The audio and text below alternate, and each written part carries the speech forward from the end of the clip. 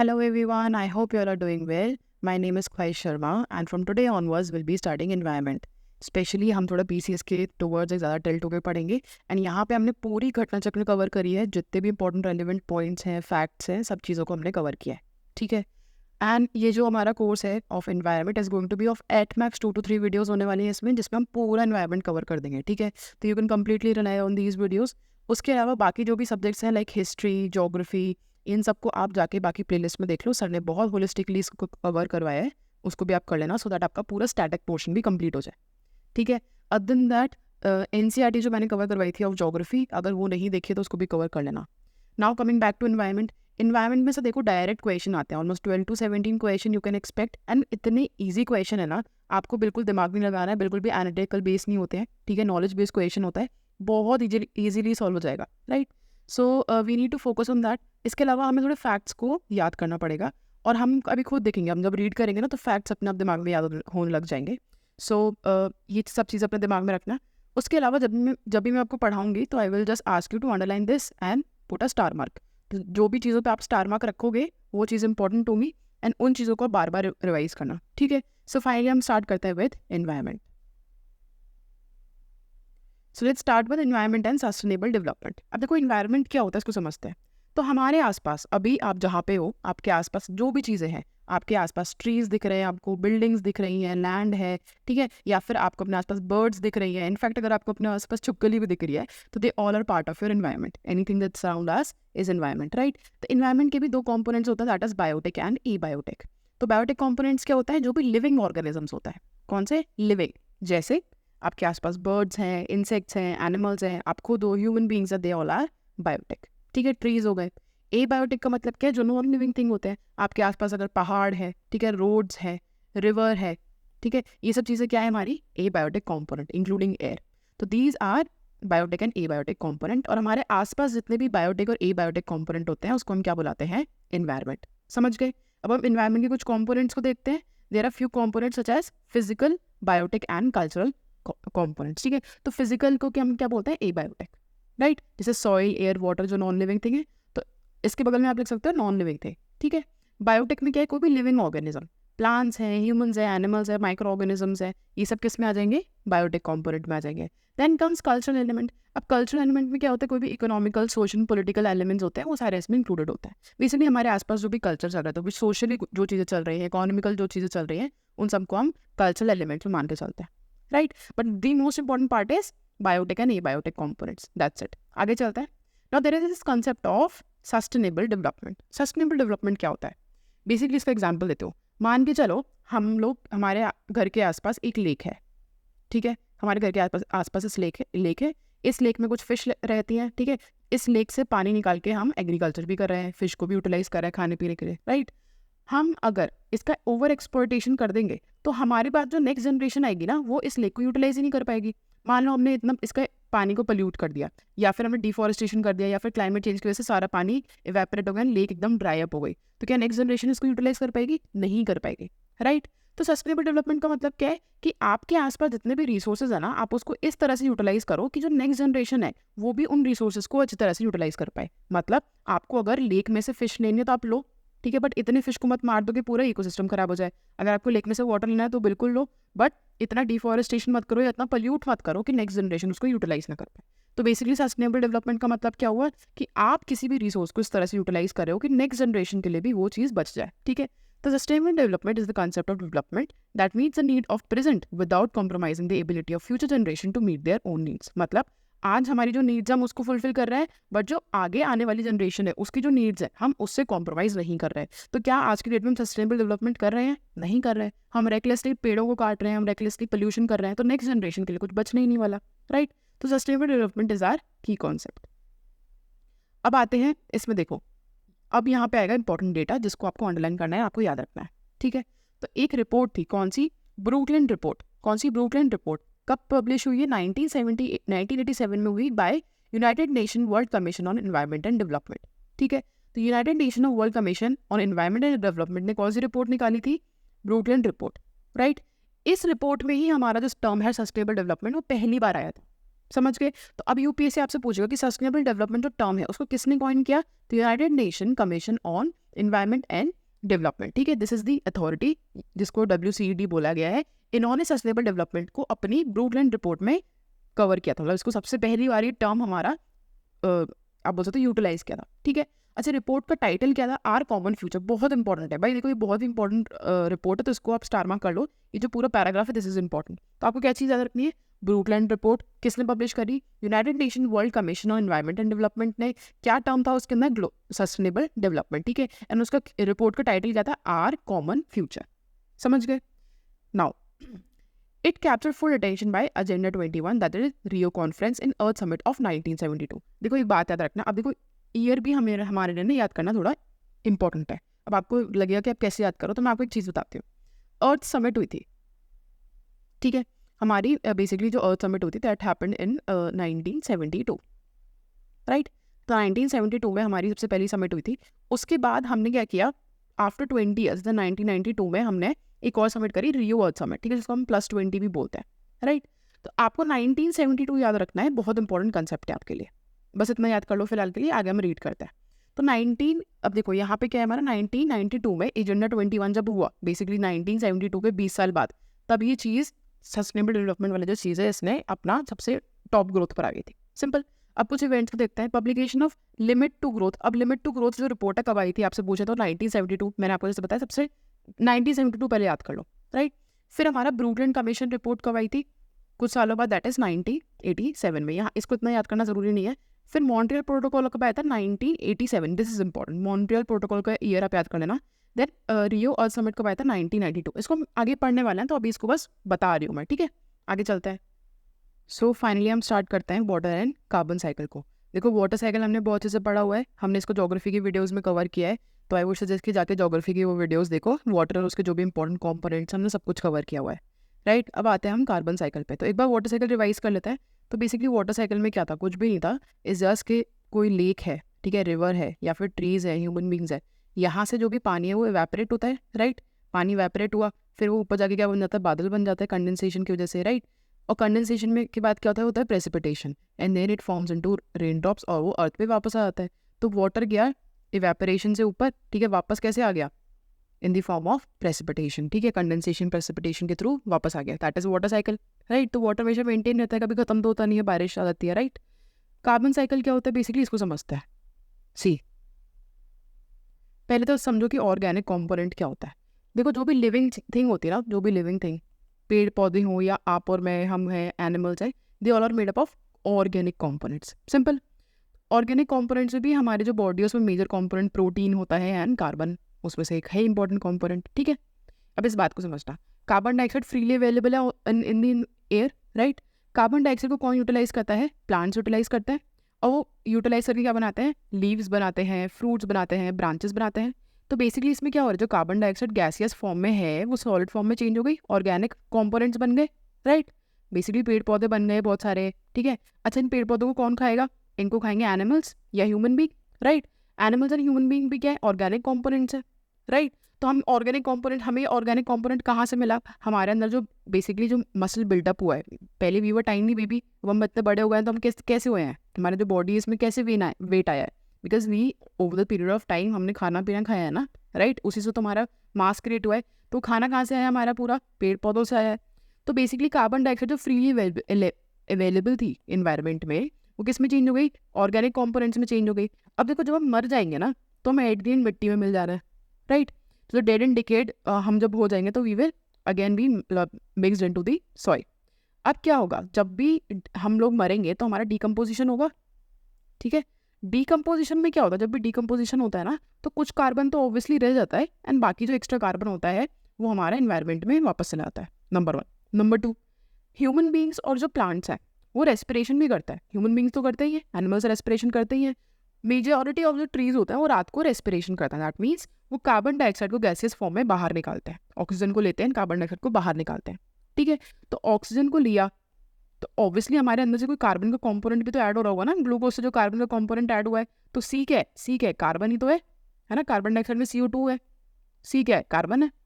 तो हमने और इसमें CO2 ऐड कर दिया, ठीक है। तो पहला क्या हुआ? पहला तो हम जो मिट्टी में मिल गया डिकम्पोजिशन से हमारा कंपोनेंट वापस चला गया। दूसरा जो रेस्पिरेशन हुआ उससे भी कंपोनेंट चला गया। अब तीसरा चीज़ समझो, आप सबने देखा पेट्रोल, कोल कैसे बनता है। ये सब कोल कैसे बना, जो भी ट्रीज थे ना वो बेसिकली बहुत टाइम पहले ना किसी भी चीज़ की वजह से बहुत डेप्थ ऑफ अर्थ में चले गए थे। ठीक है, बेसिकली मान लो यहाँ पे पहले पेड़ हुआ करते थे अच्छे खासे, एंड इसके ऊपर एक मोटी लेयर ऑफ मिट्टी आ गई अच्छी खासी, या फिर क्या हुआ किसी भी क्लाइमेट की वजह से ये मान लो यहाँ पे कोई क्रैक आया, यहाँ पे फॉल्ट आया, तो ये सब नीचे चले गए, ऊपर से इसमें मिट्टी मिट्टी हो गई, राइट। इसकी वजह से क्या होता है, over huge pressure and temperature ये जो पेड़ थे ना ये कन्वर्ट हो गए कोल में। सिंपल। इसी तरह से जो ह्यूमन बींग्स, मतलब ह्यूमन बींग्स तो मैं नहीं बोलूँगी, जो भी प्लांट एंड एनिमल थे ना वो over a period of time पूरा ऐसे अर्थ की बहुत डेप्थ में चले गए थे, एंड ह्यूज मतलब अंडर मिलियंस ऑफ ईयर, ठीक है, under huge temperature and pressure ये सब कन्वर्ट हुए किस में, बेसिकली पेट्रोलियम में। ठीक है, पेट्रोलियम, नेचुरल गैस वगैरह ये सब। तो आपका जो भी फ्यूल है ना, नेचुरल गैस है या फिर कोल है या फिर पेट्रोलियम डीजल है, वो सब क्या है, वो पहले एक लिविंग थिंग था, वो बहुत हज़ार मतलब millions of years ago it was trees. ठीक है, ये चीज़ आप समझ गए। अब ये सब जो भी हमारे फ्यूल्स है, जब हम इसको बर्न करते हैं तो क्या निकलता है, कार्बन डाइऑक्साइड निकलता है कि नहीं। जब हम अपनी डीजल या फिर पेट्रोल से हम अपनी गाड़ी चलाते हैं तो क्या निकलता है, कार्बन डाइऑक्साइड निकलता है, राइट। कार और कोल है, ठीक है, कोयला जिसको बोलता है, कोल को जब आप बर्न करोगे ऑक्सीजन की प्रेजेंस में तो क्या निकलेगा, CO2 निकलेगा, राइट। तो जो गैस थी वो वापस किस में चली गई, इन्वायरमेंट में चली गई, है कि नहीं, राइट। तो यहाँ पे एक साइकिल दिख रही है आपको, पहले गैस थी, फिर गैस से हमारे ऑर्गेनिक कंपोनेंट बने, ऑर्गेनिक कंपोनेंट या तो डिकम्पोजिशन से डायरेक्ट वापस CO2 चला गया एनवायरनमेंट में, राइट। तो एक साइकिल बन गई ये, सिंपल। या फिर क्या होगा कि ये जो कंपोनेंट है यहाँ पे रेस्पिरेशन होगा तो वापस जो एयर आई थी वो वापस चली गई इन्वायरमेंट में। या फिर तीसरी चीज़ क्या होगी कि कोल पेट्रोलियम के थ्रू ये वापस इन्वायरमेंट में चले जाएंगे, सिंपल। तो this is carbon cycle, nothing more. आगे बढ़ते हैं। सी, हम आते हैं एटमॉस्फेयर पर। देखो एटमॉस्फेयर भी हमने बहुत अच्छे से ज्योग्राफी में कवर कर रखा है। I would again suggest you all to please go and देखो एटमॉस्फेयर के जो भी हमने अच्छे से कवर किया है, ठीक है। सो यहाँ पे क्या है, thin layer of gases surrounding the earth is known as atmosphere. तो हमारे आसपास, दिस इज द अर्थ, हमारे आसपास जो भी गैसेस है, जो भी एयर है, ठीक है, उसको हम क्या बोलेंगे, एटमॉस्फेयर, सिंपल। एटमॉस्फेयर की हमने सारी लेयर्स भी कवर कर रखी है, तो नो नीड टू वरी, उसको जाके वहाँ से रिवाइज करो। यहाँ पे जो मेजॉरिटी ऑफ हमारा जो कॉम्पोनेंट होता है वो किसका है, नाइट्रोजन का है, ठीक है। फिर ऑक्सीजन एंड कार्बन डाइऑक्साइड, ये हमने पूरी टेबल भी कंसिडर करी थी NCERT की। See this is the table. सबसे ज़्यादा क्या है हमारा, नाइट्रोजन है 78.08%, फिर ऑक्सीजन है, फिर आर्गन है। मैंने आपको वहाँ पे भी स्टार मार्क करवाया था कि सबसे पहले आर्गन है, उसके बाद कार्बन डाइऑक्साइड आएगा, ठीक है। कंफ्यूज मत हो जाना कि पहले कार्बन डाइऑक्साइड है फिर आर्गन है। तो आपको यहाँ पे टॉप 5 तो याद करने ही करना है। कैसे, नाइट्रोजन, ऑक्सीजन, आर्गन, फिर carbon dioxide and neon, right. उसके अलावा आपको एटलीस्ट ये पता होना चाहिए कौन कौन से एनवायरमेंट में है, जैसे helium, krypton, xenon and hydrogen, these are present in our environment, ठीक है। हो गया याद, ये हमने NCERT में किया है। Again I would suggest just go and revise those, मतलब NCERT की जो भी इंपॉर्टेंट चीज़ें हैं, या फिर just revise those videos again. अब यहाँ पे क्या बोल रहा है, nitrogen is the most abundant gas available in the environment. देख लिया हमने, we need oxygen to survive and therefore we dependent on the plants and trees for our survival. The process by which plants make their food is known as photosynthesis. In this process, they consume carbon dioxide present in the atmosphere and release oxygen in the atmosphere. तो basically क्या होता है, photosynthesis में क्या होता है, जो भी प्लांट्स होते हैं ना उनके लीव्स में होता है क्लोरोफिल। ये क्लोरोफिल क्या करता है, in the presence of sunlight, sunlight के प्रेजेंस में बाहर से लेगा क्या, कार्बन डाइऑक्साइड, ठीक है, उसको यूटिलाइज करेगा खाना बनाने के लिए, एंड एंड में क्या होगा, ऑक्सीजन को रिलीज कर देगा, और यही ऑक्सीजन हम ह्यूमन बींग्स यूटिलाइज करते हैं, सिंपल। अब देखो नेक्स्ट पॉइंट हमारा आता है सस्टेनेबल डेवलपमेंट गोल्स। इस पर स्टार मार्क कर लो। तो सस्टेनेबल डेवलपमेंट गोल्स क्या होता है, basically sustainable development goals is a set of goals set by the United Nations, जिसमें हम हमारा ये गोल है कि 2030 तक हम ना इन गोल्स को फुलफिल कर पाए, राइट। अब देखो UPPCS में ये क्वेश्चन 2023 में भी आया था और उससे पहले भी आया था, एंड डायरेक्टली उन्होंने पूछा था कि जैसे 1, 2, 3 और उसके आगे आगे आपको दे दिए थे, पूछा था कि इसको करेक्टली मैच करो, ठीक है। अब एक बात सुनना बहुत ध्यान से, आपको क्या करना है, जो नंबर है एंड उसके आगे जो भी इसकी टैगलाइन है बस इसको याद करना है, बाकी सब याद करने की इतनी जरूरत नहीं है, सिंपल। जैसे आपको याद होना चाहिए फर्स्ट वाला क्या है, नो पॉवर्टी है, फोर्थ वाला क्या है, क्वालिटी एजुकेशन है, इस तरह से आपको याद करना है। मैं याद करवा दूंगी, नो नीड टू वरी। पहले इसको ना एक बार ओवरऑल देख लो, ठीक है। तो नो पॉवर्टी है, जीरो हंगर है, गुड हेल्थ एंड वेलबींग है, क्वालिटी एजुकेशन है, gender equality, then clean water and sanitation है, अफोर्डेबल एंड क्लीन एनर्जी है, decent work and economic growth है। फिर industrial innovation infrastructure, reduce inequality, sustainable cities and communities, responsible consumption and production, climate action, life below water, life on land, peace and justice, strong institution and partnership to achieve the goal. अब इसको याद कैसे करें, ये तो बहुत बड़ा दिमाग खराब है, राइट? क्योंकि 17 इसमें गोल्स है, आपको 17 के 17 विद नंबर याद होने चाहिए। मतलब अगर मैं आपसे कभी पूछूं कि 8 वाला कौन सा, तो आपको पता होना चाहिए। अब इसको कैसे याद करेंगे, देखो इसमें क्रोनोलॉजी है। क्रोनोलॉजी क्या है, देखो एक बात समझो, हम ना इसको 2-3 पार्ट्स में डिवाइड करेंगे सबसे पहले। और सबसे पहले हम इसको ऐसे समझेंगे कि हमारे लिए सबसे ज़्यादा इंपॉर्टेंट जो चीज़ होगी वो सबसे पहले आएगी। उसके बाद एक एक बार अगर वो जो चीज़ अचीव होती जाएगी, उसके बाद जो चीज़ इंपॉर्टेंट होगी वो लेटर ऑन आएगी, ठीक है? तो एक बात बताओ, आपको जिंदा रहने के लिए सबसे ज़्यादा क्या ज़रूरी है? आपको जिंदा रहने के लिए चाहिए ऑक्सीजन, आपको चाहिए वाटर और आपको चाहिए फूड, ठीक है? शेल्टर वेल्टर सब बाद में आता है ना। सबसे पहले क्या चाहिए? Oxygen, water, food. ऑक्सीजन और वाटर तो फ्री है, ऑक्सीजन वाटर फ्री है, बट फूड के तो पैसे लगते हैं, फूड के तो पैसे लगते हैं, राइट? तो फूड कौन अफोर्ड कर सकता है? जिसके पास पैसा हो। सबसे इंपॉर्टेंट चीज़ क्या होगा हमारे लिए? पहले पैसा हो गया। फूड से पहले पैसा होना चाहिए, तभी तो फूड खरीद पाओगे, है कि नहीं, राइट? तो नो पॉवर्टी हमारा फर्स्ट हो गया। फर्स्ट इंपॉर्टेंट कंपोनेंट क्या है हमारा? No poverty. याद हो गया फर्स्ट कौन सा है? No poverty. सिंपल। अब मान लो मैंने नो पॉवर्टी को हटा दिया, फर्स्ट अचीव हो गया हमारा। अब हमारा फर्स्ट अचीव हो गया, हमारे पास पैसे आ गए, राइट? तो पैसे आ गए तो अब हमें क्या करना है? जीरो हंगर लेकर के आनी है। मतलब हम चीज़ें खरीदेंगे सो दैट हम उसे खा सके, राइट? तो हमने क्या किया? पहले खाना खा लिया। अब हमने खाना खा लिया, जीरो हंगर हमारा हट गया, ये भी हमारा अचीव हो गया। अब जब खाना खा लिया तो हम किसे फोकस करेंगे? हेल्थ पे, गुड हेल्थ एंड वेलबींग। भाई खाना तो खा लिया, रोज अगर केवल राइस खाओगे या केवल व्हीट खाओगे तो क्या बॉडी की हर चीज़ हेल्दी रह पाओगे? नहीं। इंपॉर्टेंट वाइटामिन रह गए, है ना? इंपॉर्टेंट जो वेजिटेबल्स है, फ्रूट्स है, वो आपने खाए नहीं। तो यहाँ पे क्या है? अगर अगेन हमें किसी से फोकस करना है गुड हेल्थ एंड वेलबींग। केवल खाना नहीं, केवल अपना पेट नहीं भरना, कुरकुरे चिप्स खा के पेट नहीं भर सकते। You need nutritious food, you need healthy life, health चाहिए ना, अच्छा, राइट? सबसे पहले क्या हुआ? हम गरीब थे, हमने पहले पॉवर्टी हटा दी तो हमारे पास पैसे आ गए। पैसे से हमने क्या किया? खाना खरीदा तो हमारा भूख चली गई। अब भूख तो चली गई, हमें हेल्थ पे फोकस करना है ना, केवल भूख जाना इज नॉट इंपॉर्टेंट। तो हमने अपनी गुड हेल्थ एंड वेलबींग पे फोकस कर लिया। अब हम हेल्दी भी हो गए, ठीक है? Now we are healthy. अब हमारा पेट भरा हुआ, हम हेल्दी हो गए। अब अपने बचपन से बड़े होने तक जाओ, ठीक है? अब आप किसी से फोकस करोगे? आपका पेट भर गया, अब आप एजुकेशन पे फोकस करोगे ना भाई, ठीक है? पेट भर गया, अब क्या करोगे, राइट? जो मिडिल क्लास सोसाइटी होती है वो किस चीज़ पे फोकस करती है कि बच्चों को अपने अच्छे एजुकेशन मिले, राइट? अच्छा खाए पिए, राइट? तो हमने क्या किया? फोकस किया एजुकेशन पे, सिंपल। और उसके बाद हम लोग स्कूल पहुंच गए, हमें एजुकेशन मिल गई, राइट? अब एजुकेशन में अगर आपको पता हो सबसे बड़ी इशू क्या है? लड़कियों को पढ़ने नहीं देते। हमारे बेटी बचाओ बेटी पढ़ाओ क्यों है? कि हमने एजुकेशन तो प्रोवाइड कर ली इंडिया में, भी शुरू से सोचो, शुरू से सोचो। अभी हम शुरू पे चल रहे थे, शुरू से सोचो। एजुकेशन जब आई थी तो किसको पढ़ने का हक था? लड़कों को हक था, लड़कियों को तो हक ही नहीं था। तो एजुकेशन मिल गई, ठीक है, बट फिर एजुकेशन लड़कियों को भी तो प्रोवाइड करो, राइट? तो हमने क्या किया? अब लड़कियों को भी एजुकेशन हमने प्रोवाइड कर दी, ठीक है? तो नो पॉवर्टी से हमने स्टार्ट किया, फिर no zero hunger, good health and wellbeing, quality education and gender equality. ये 5 याद हो गए। अब इन 5 को साइड में रख दो, ठीक है? अब आप स्कूल जाने लग गए, आपके पास जेंडर इक्वालिटी भी है, everything is good, everything is great. अब आपको क्या चाहिए भाई? स्कूल में तो हम सबको मौका चाहिए ना, बंक करके वाटर कूलर पे जाओ, पानी भरो, पंचायत करो, है कि नहीं? तो we need clean water now, clean water and sanitation चाहिए भाई। वो स्कूल चले गए, ठीक है, बट स्कूल में क्लीन वाटर एंड सैनिटेशन है ही नहीं। कभी सरकारी स्कूल में जाकर देखना, बहुत सारे सरकारी स्कूल होते हैं, वहाँ पर टॉयलेट्स ही नहीं बने होते, राइट? तो अभी तक हमारे कहते हैं हम स्कूल चले गए, अब हम कंपैरेटिवली मिडिल क्लास वाली सोसाइटी में आ गए हैं। हमारे पास एजुकेशन भी है, हमारे पास खाना भी है, जेंडर इक्वालिटी भी आ गई है। अब हमें क्या चाहिए? बेसिक चीज़ें। अब हमें चाहिए क्लीन वाटर हो। वाटर कूलर से याद रखना कि स्कूल गए, स्कूल में जेंडर इक्वालिटी के बाद वाटर कूलर, ऐसे याद कर लेना, ठीक है? अच्छा, तो क्लीन वाटर चाहिए, सैनिटेशन चाहिए। तो क्लीन वाटर सैनिटेशन कहाँ से आएगा भाई? वाटर कूलर लगा होगा ना कहीं पे। मतलब मैं जैसे याद कर रही थी, मैं वैसे आपको बता रही हूँ। अगर आपके पास कोई और तरीका तो प्लीज़ याद कर सकते हो, ठीक है? कोई और अगर तरीका हो तो please you can comment down below, so that कोई अगर ऐसा ट्रिक विक है तो बाकी लोग याद कर सकें। मैं am just trying to explain you. तो बेसिकली क्लीन वाटर के लिए वी नीड वाटर कूलर, है ना? वाटर कूलर और वाटर जो फिल्टर होता है वो सब हमें चाहिए होता है, सैनिटेशन के लिए सब कुछ चाहिए। तो उसके लिए हमें क्या चाहिए? इलेक्ट्रिसिटी चाहिए कि नहीं चाहिए? बिना इलेक्ट्रिसिटी के वाटर कूलर फिल्टर चल जाएगा? नहीं चल पाएगा। तो इसके बाद क्या जाएगा हमारा? Clean, affordable and clean energy. तो electricity is energy only, you know that, right?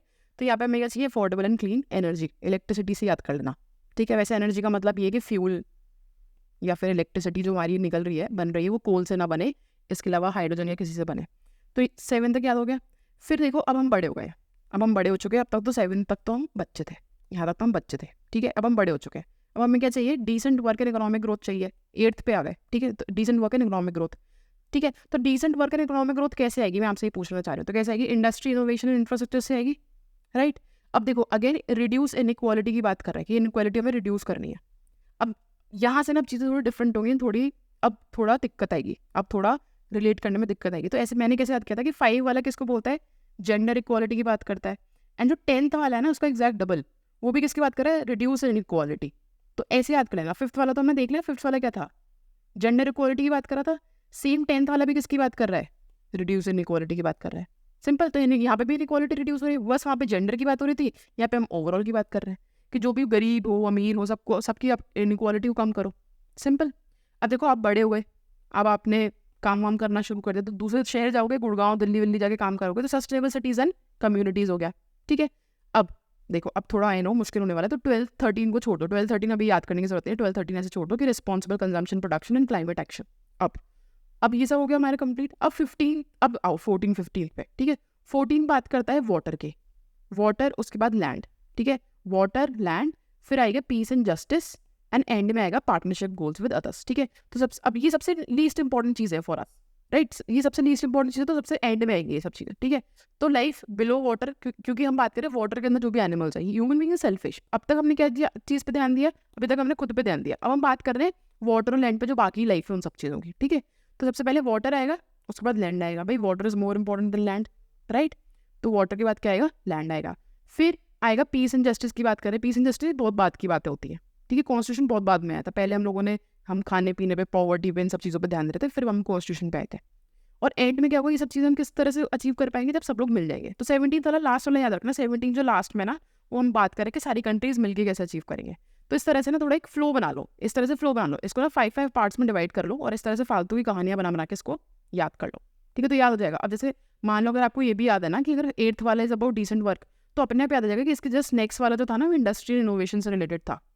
ठीक है। तो इस तरह से आपको मैथ्स द कॉलम की तरह इसको याद करना है, तो इस पर स्टार मार्क करके ये सब आपको याद हो जाना चाहिए, राइट। अब हम आते हैं नेक्स्ट टॉपिक पे, दैट इज, अच्छा इसको याद कर लेना, सस्टेनेबल फार्मिंग जो है वो एक इंपॉर्टेंट एस्पेक्ट है सस्टेनेबल डेवलपमेंट का।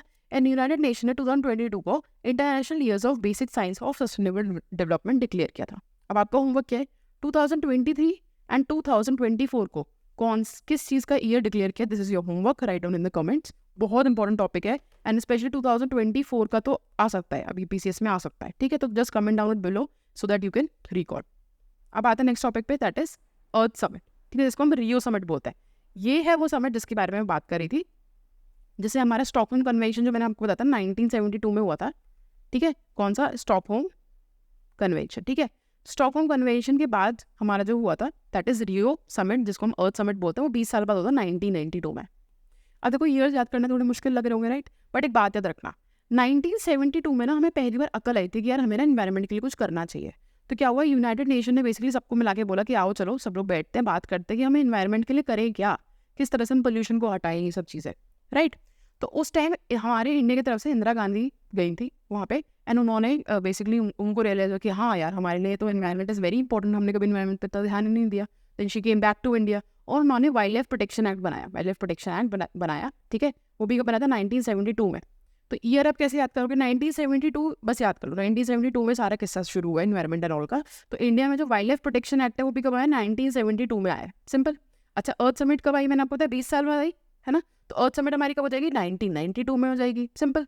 तो United Nation conference on environment and development UNCED, which is also known as Earth Summit, was held in Rio de Janeiro in Brazil from 3 to 14 June in 1992। आपको क्या याद रखना है कि कहाँ पे हुई earth summit, Rio de Janeiro in Brazil। Number 2 year कौन सा था, 1992। ठीक है। दिस ओकेजन वाज मतलब conference held on the occasion of 20th anniversary of first human environment conference in Stockholm Sweden in 1972। तो 1972 में जो फर्स्ट हमारी कॉन्फ्रेंस हुई थी, ठीक है, उसको हमने क्या बोला था, स्टॉकहोम कॉन्फ्रेंस जो हुई थी दैट इज इन 1972, उसको 20 साल हो चुके थे। ठीक है। तो उसकी खुशी में, उसके रिस्पेक्ट में हमने अर्थ समिट रखी थी। ठीक है। तो primary object of Rio earth Summit was to produce a global agenda and new blueprint to international action on environmental action and development issue। मतलब हमने अर्थ समिट में बात करी थी सो दैट हमें ब्लूप्रिंट का मतलब हम बेसिकली ये बता सकें कि क्या हमारा प्लान है, कौन से इनिशिएटिव्स हम लेने वाले हैं, सो दैट हम बेसिकली डेवलपमेंट लेकर के आ सकें एंड जो भी इशूज उनको एड्रेस कर सकें। Simple. Now the commission on sustainable development was created to monitor and report on implementation of earth Summit agreement. तो कमीशन एंड सस्टेनेबल डेवलपमेंट, अब यूपीएससी मतलब यूपीपीसीएस भी पूछ सकता है आपसे कि कमीशन ऑन सस्टेनेबल डेवलपमेंट कब बना था या किसने बनाया था। ठीक है। तो अर्थ समिट के दौरान इसको क्रिएट किया गया था सो दैट ये जितने भी हमारे आप बोल सकते हो जितने भी हमारे समिट हो रहे हैं उसमें जो भी हमारे गोल सेट हो रहे हैं वो अचीव हो रहे हैं ना, हो रहे हैं या नहीं हो रहे हैं, इस चीज़ को हम फोकस कर सकें। It was agreed that 5-year review of Earth Summit process would be made in 1997 as united at the United Nations General Assembly meeting in special session. मतलब 5 साल बाद. अब कहाँ तक थे हम? 1992 थे. 1992 से 5 साल बाद मतलब 1997 में बोला कि हम एक बार देखेंगे कि हमारी जो प्रोग्रेस चल रही है वो सही डायरेक्शन में चल रही है कि नहीं चल रही. Simple. Now UN General Assembly held from 23 to 27 June 1997 in New York to take a stock of how well international organizations and sectors of civil society have responded to the challenge of Earth Summit. This meeting is known as Earth Summit +5. अब इसको +5 क्यों बोला हमने Earth Summit? क्योंकि Earth Summit के 5 साल बाद हुई ना, रियो द जेनेरियो में जो हमारी Earth Summit हुई थी, it happened 20 years after हमारा स्टॉकहोम कन्वेंशन. सिंपल. अच्छा, इसके 5 साल बाद जो अर्थ समिट थी, इसके 5 साल बाद हमारा क्या हुआ? हमने न्यूयॉर्क में देखा यूनाइटेड नेशन जनरल असेंबली में कि सब लोग अपने जो गोल्स हैं उनको फुलफिल कर रहे हैं कि नहीं कर रहे. तो हमने इसका नाम क्या रख दिया? +5. Earth summit +5. ठीक है. Now Rio +10 summit was held in Johannesburg in 2002. अब क्या हुआ? रियो से 10 साल हो गए. 1992 में हुआ था ना बेसिकली. तो 10 साल कितना हो जाएगा? 2002, राइट. तो बेसिकली रियो +10 कब होगा हमारा? 2002 में, right. And Rio +20 was held in Rio de Janeiro in 2012. Simple सी बात. देखो अब ये याद हो गया ना, तो +20 प्लस उसमें दिमाग नहीं लगाना है फिर, राइट. हमारा 1992 में अगर हुआ है अर्थ समिट तो उससे 20 ऐड कर लो उसमें. 2012 में क्या होगा हमारा? +20 हो जाएगा. सिंपल. अब देखो बहुत इंपॉर्टेंट हमारी जो फीचर आने वाला that is global environmental facility. बहुत इंपॉर्टेंट है, इसको ध्यान से सुनना. ग्लोबल इन्वायरमेंट फैसिलिटी क्या करता है? लीस्ट डेवलप कंट्रीज को फंड प्रोवाइड करता है. क्या प्रोवाइड करता है? फंड. मतलब बेसिकली पैसे प्रोवाइड करता है सो दैट वो अपने जो भी इन्वायरमेंटल इश्यूज है उनको एड्रेस कर सके. सिंपल. तो जो ग्लोबल इन्वायरमेंट फैसिलिटी है ना, वो कुछ स्पेशल चीज़ों में पैसे लगाता है. वो चीज़ें हम देखने वाले हैं, उस चीज़ को हम अच्छे समझेंगे. कैसे, कहाँ पे पैसे लगाता है, पहले इसको समझते हैं. देखो तो जो ग्लोबल इन्वायरमेंट फैसिलिटी है वो कहाँ पैसे लगा रहा है?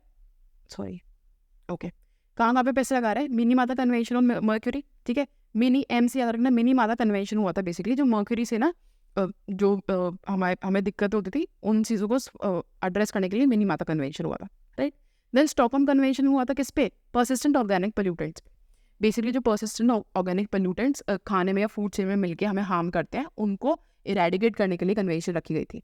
फिर क्या है? United Nation convention on biological diversity and United Nation convention to combat desertification and United Nation framework to convention on climate change. ठीक है. तो कहाँ पे होगा? 5 चीज़ें आपको याद करनी पड़ेगी. तो मिनीमाता कन्वेंशन हो गया, स्टॉकहोम कन्वेंशन हो गया, उसके अलावा UNCBD United Nation convention on biological diversity, then UNCCD United Nation convention on to combat desertification, then UNFCCC मतलब United Nation framework to convention on climate change. बहुत इंपॉर्टेंट है, स्टार मार्क कर लो.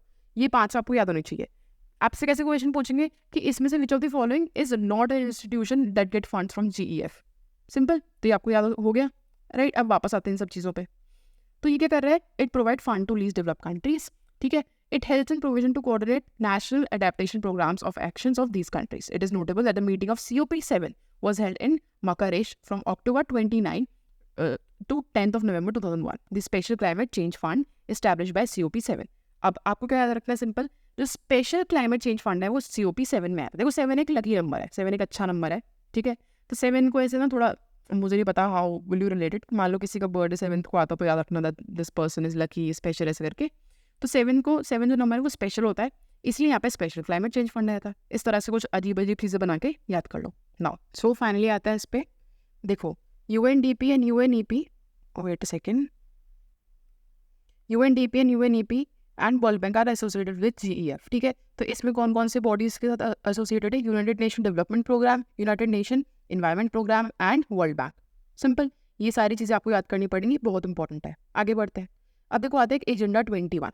I know थोड़ा मुश्किल है, थोड़ा सा रट्टाफिकेशन अभी आएगा थोड़ी देर के लिए, उसके बाद बिल्कुल कंसेप्चुअल चीज़ें आने वाली है. ठीक है. थोड़ा बहुत रटेंगे, कोई दिक्कत नहीं है. तो एजेंडा 21 ना हमारा आया था 1992 में. मतलब जो अर्थ समिट थी ना उस टाइम पे हमने एजेंडा 21 निकाला था.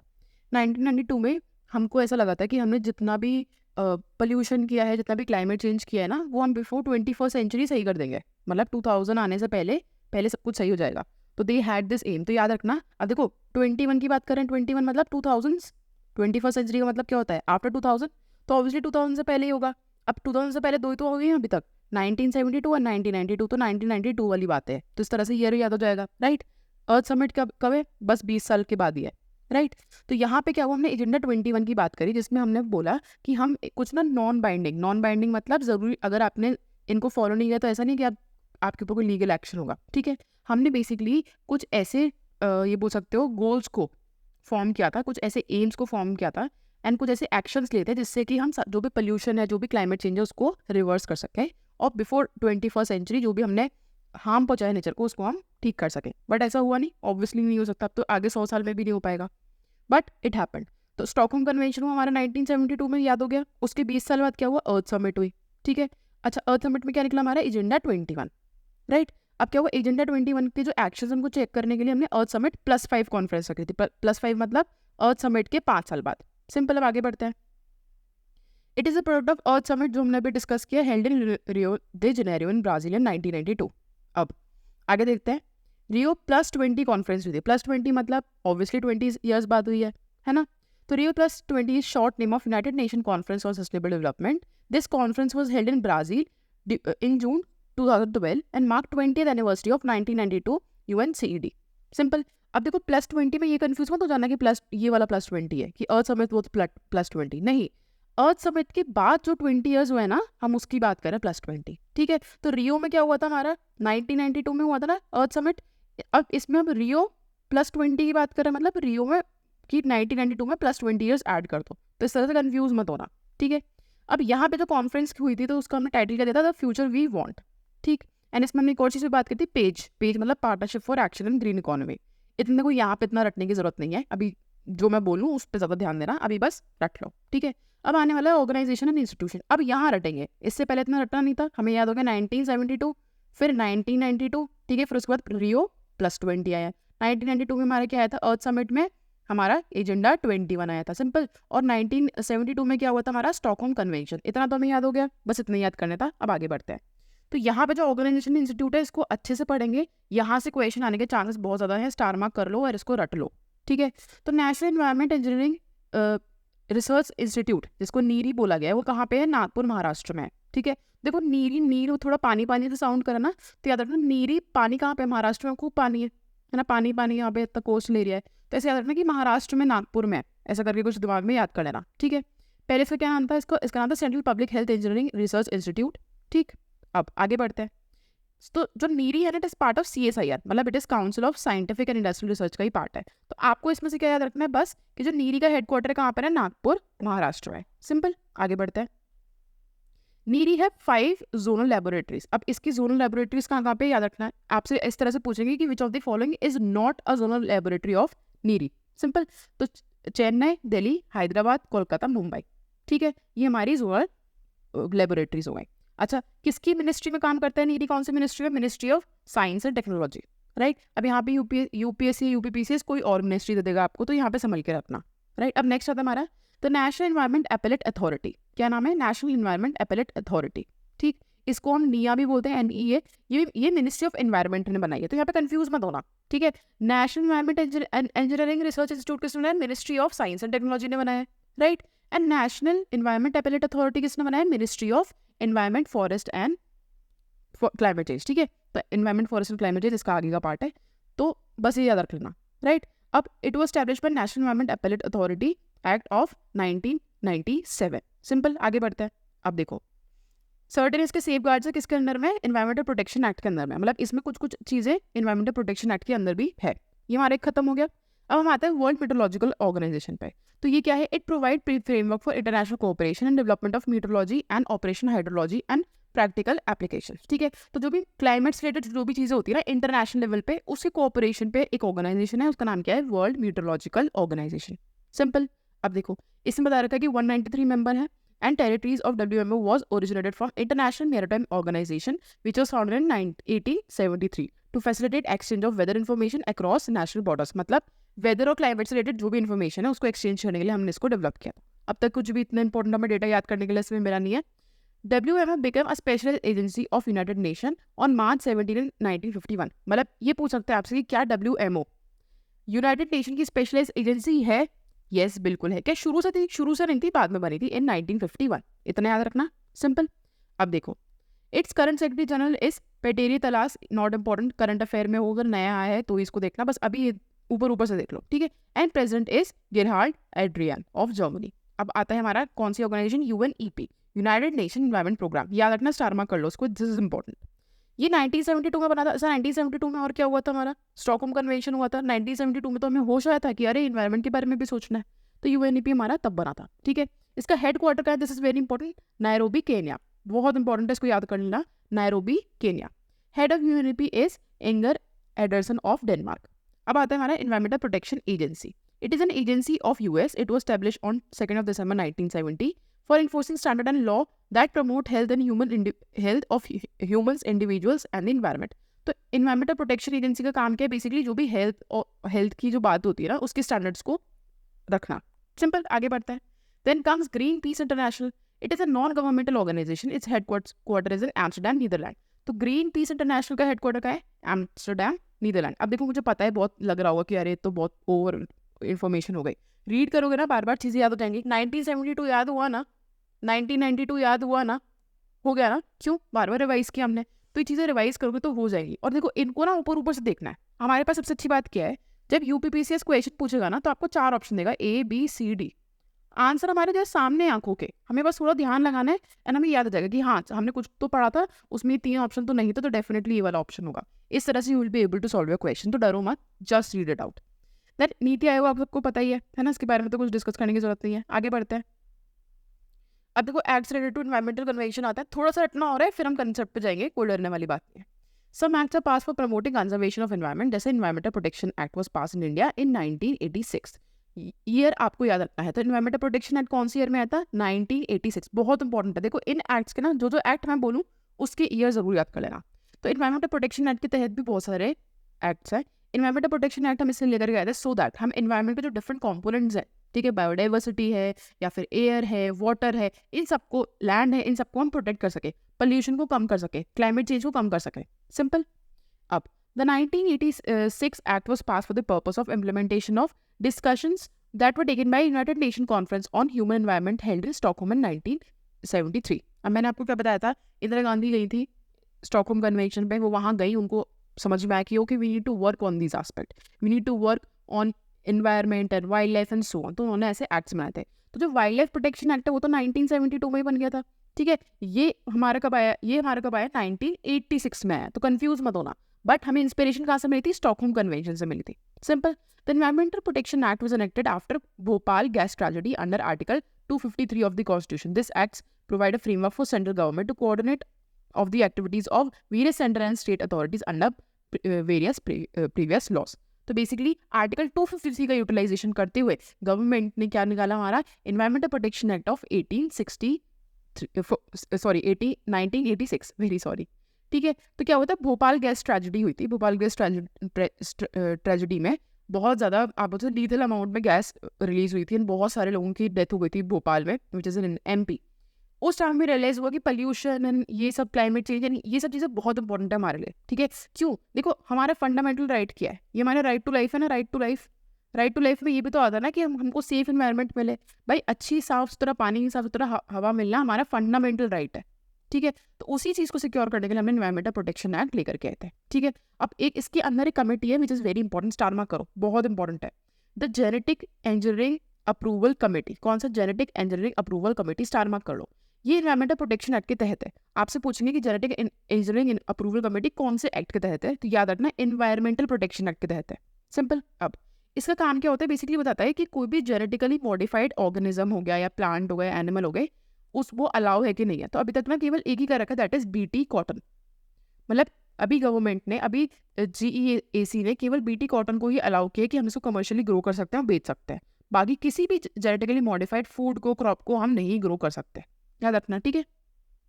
अब नेशनल ग्रीन ट्रिब्यूनल की बात होती है तो कभी आया था, 2010 में आया था। It was established on 18 October 2010 under the national green tribunal act of 2010। समझ गए।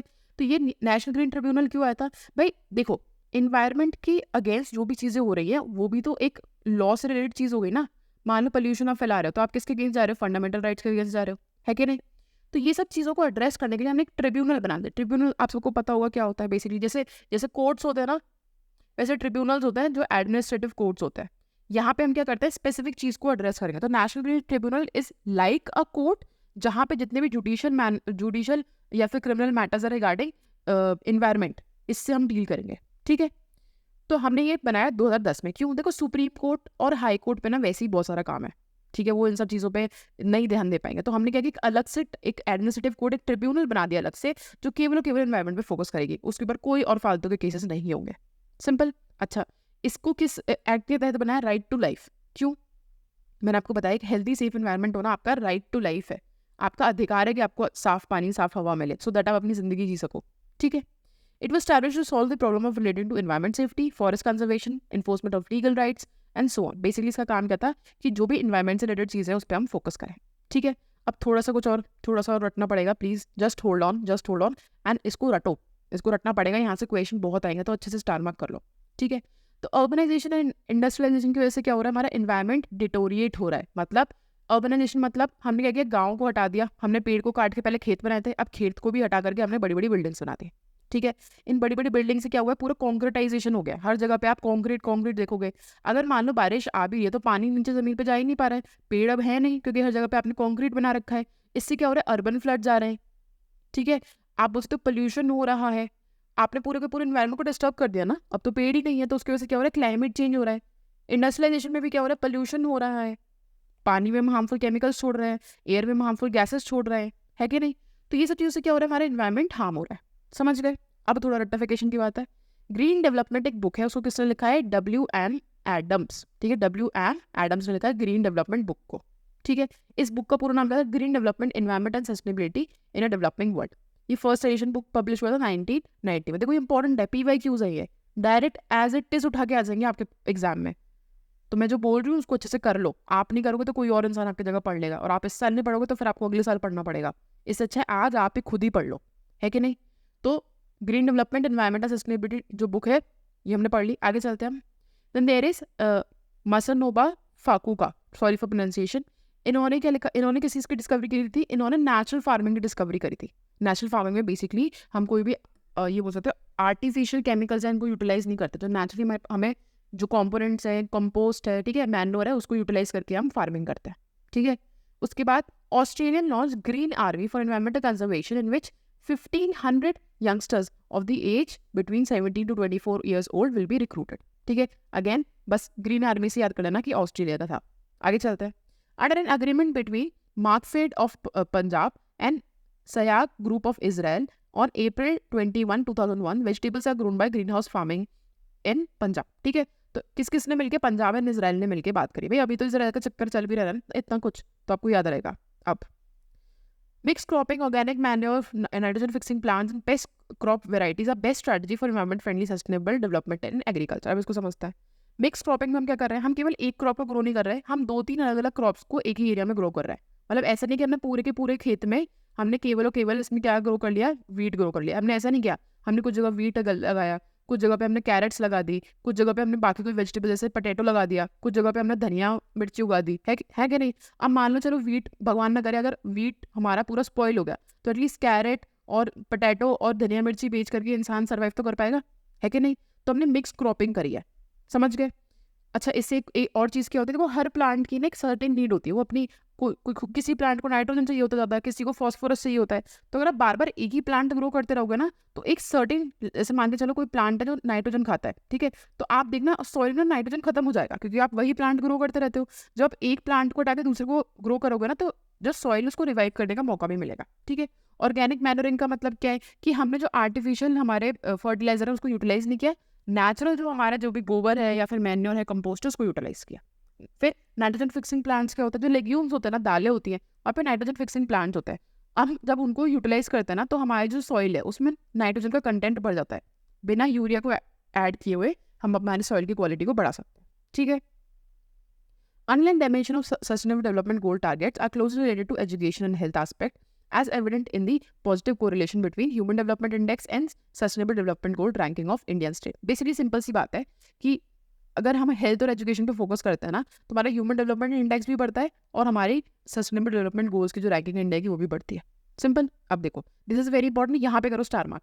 अभी तक हमने किस चीज़ पे स्टार मार्क किया था? अभी हमने स्टार मार्क किया था यहाँ पे, ठीक है। अब हम स्टार मार्क करने वाले हैं यहाँ पे।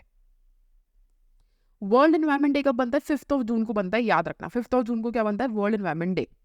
फर्स्ट वर्ल्ड एनवायरनमेंट डे कब हुआ था? 1974 में हमने बनाया था, ठीक है। हम इसको क्यों बनाते हैं? हमारा स्टॉकहोम समिट था, कब हुआ था? 1972 में हुआ था, तो it happened on 5th of June only.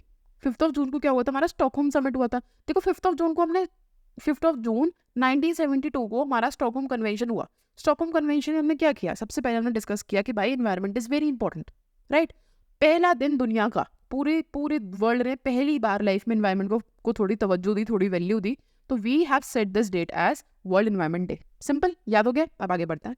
In 2018 world environment day was beat plastic pollution. इसका मतलब क्या है? 2023 2024, ठीक है, 2024 का specifically, this is your homework. बताओ 2024 में वर्ल्ड डे की थीम क्या थी, ठीक है।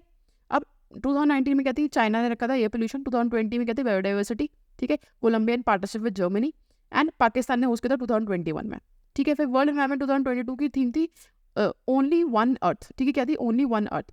2022 में 50 ईयर्स हो चुके थे हमारे स्टॉकहोम कन्वेंशन को। भाई 1972 में हुआ ना, 2022 में कितना हो गया? 50 ईयर्स हो गए, है कि नहीं? तो अब आपको 24 वाला सर्च करके लाना है, सिंपल। अब देखो स्टार्ट करते हैं इकोलॉजी। अब आता है हमारा बहुत ही प्यारा, अब इसमें बिल्कुल नहीं रटना है आपको, कुछ नहीं रटना, बस समझना है, बैठो सुनो और सब कुछ याद जाएगा। तो इकोलॉजी का मतलब क्या है? इको का मतलब क्या है? इकोसिस्टम। इकोसिस्टम। लॉजी का मतलब क्या है? Study. Study of ecosystem is known as ecology. अच्छा, इकोसिस्टम क्या होता है? इकोसिस्टम का मतलब होता है जो भी लैंड है, एयर है, वाटर है, ठीक है, उसके अलावा जो भी लिविंग कॉम्पोनेंट्स है, जैसे प्लांट्स हैं, एनिमल्स हैं, ह्यूमन बींग्स हैं, माइक्रो ऑर्गेनिजम्स हैं, इन सबको जो मिला के जो भी एरिया बनता है दैट इज इकोसिस्टम, ठीक है। अब जैसे मान ली फोटो है, यहाँ पे लैंड है, यहाँ पे नदी बह रही है, ठीक है, और यहाँ पे पहाड़ भी है, और यहाँ हवा भी है, क्लाउड्स भी हो, यहाँ आप लोग भी हो, यहाँ पे कुछ एनिमल्स भी है, ये पूरा क्या है? This is ecosystem. समझ गए? तो इकोसिस्टम में क्या क्या, इस इकोसिस्टम टर्म को किसने निकाला था? Ernest Haeckel. Very important, star mark करो, this is very very important. तो जब जो टर्म है इकोलॉजिस्ट को किसने निकाला था? अर्नेस्ट हैकेल, ठीक है। नाउ बायोस्फीयर क्या होता है? Biosphere is a thin layer of soil rock water and air. तो बायोस्फीयर क्या है? इसमें हमने लिथोस्फीयर मतलब लैंड, एटमॉस्फेयर मतलब एयर, एंड हाइड्रोस्फीयर मतलब वाटर, इन तीनों कॉम्पोनेंट को मिलाया और हमारा क्या बन गया? बायोस्फीयर। सिंपल, इकोसिस्टम मैं आपको बता चुकी हूँ। अब हम कॉम्पोनेंट्स ऑफ इकोसिस्टम को देखते हैं। देखो हमने देखा था बायोटिक और एबायोटिक कॉम्पोनेंट दोनों हम समझ चुके हैं, तो आई डोंट थिंक उसमें ज़्यादा कुछ बताने की जरूरत है। फिजिकल कॉम्पोनेंट आप समझ गए, जैसे हमारा टेम्परेचर, ह्यूमिडिटी वगैरह ये सब चीज़ें हो गई। इनऑर्गेनिक आपको पता ही है, जो भी नॉन लिविंग होती है। ऑर्गेनिक मतलब जो भी लिविंग चीज़ें हैं, तो हमारे अंदर क्या है? Carbohydrate, protein, fats, this is all living, ठीक है। अच्छा, बायोटिक में क्या है हमारा? बायोटिक में अच्छा, लिविंग इन द सेंस जो लिविंग बीइंग से आ रही है, लिविंग बीइंग। तो ऑर्गेनिक कॉम्पोनेंट में ह्यूमस आ जाएगा। अच्छा, एक बात बताओ, क्या ह्यूमस बायोटिक है? Is it biotic? No it is not. Why so? Biotic का मतलब क्या है? कोई भी लिविंग थिंग, ठीक है। बट ह्यूमस तो डेड है ना, dead and decade plant and animal है ह्यूमस, है कि नहीं? तो अभी मर चुका है, तो इट इज एबायोटिक कॉम्पोनेंट, ठीक है। बट एक टाइम तो इट वाज जिंदा ना, मतलब it was alive, it was human beings और एनिमल्स। तो जो भी ऑर्गेनिक कॉम्पोनेंट है which is not alive but made up of living beings, living things, ठीक है, तो उसको हम क्या बोलेंगे? Organic components. इसमें भी हमारा प्रोड्यूसर, कंज्यूमर, डिकम्पोजर्स आता है, इसको हम आगे पढ़ते हैं, नो नीड टू वरी, ठीक है। अब देखो ऑर्गेनिज्म का मतलब क्या है? कोई भी जीव जंतु, कुछ भी, कोई एक छोटा सा अगर बैक्टीरिया है, या एक मशरूम है, या एक छोटा सा प्लांट है, कोई एनिमल है, उसको हम एक ऑर्गेनिज्म बोलेंगे, ठीक है। तो मान के चलो कोई भी एक हम मान के चलते एक एंट लेके चलते हैं, तो हमने एक एंट को एक ऑर्गेनिज्म मान के चला, अभी एक एंट है, ठीक है। अब मान लो बहुत सारी एंट्स हो गई, नाउ देयर आर 1000 एंट्स, तो क्या हो गई? पॉपुलेशन हो गई। पॉपुलेशन मतलब एक ही जो ऑर्गेनिज्म है उसको मल्टीप्लाई कर दो इन सो मेनी, मतलब 2 से ज़्यादा जो भी ऑर्गेनिज्म है, दैट इज पॉपुलेशन। समझ गए? अब पॉपुलेशन अलग अलग स्पीशीज की, एक तो स्पीशीज हो गई एंट, ठीक है, एक स्पीशीज हो गई फ्लाइज, ठीक है, हाउस फ्लाई जो होती है, ठीक है, एक स्पीशीज हो गए हमारे मान के चलो फ्रॉग्स। तो इसमें कितने स्पीशीज हो गए? 1 2 3। अलग अलग स्पीशीज को मिला के क्या बन गई? हमारी कम्युनिटी। तो कम्युनिटी में क्या होता है? अलग अलग पॉपुलेशन होती है। पॉपुलेशन समझ गए ना?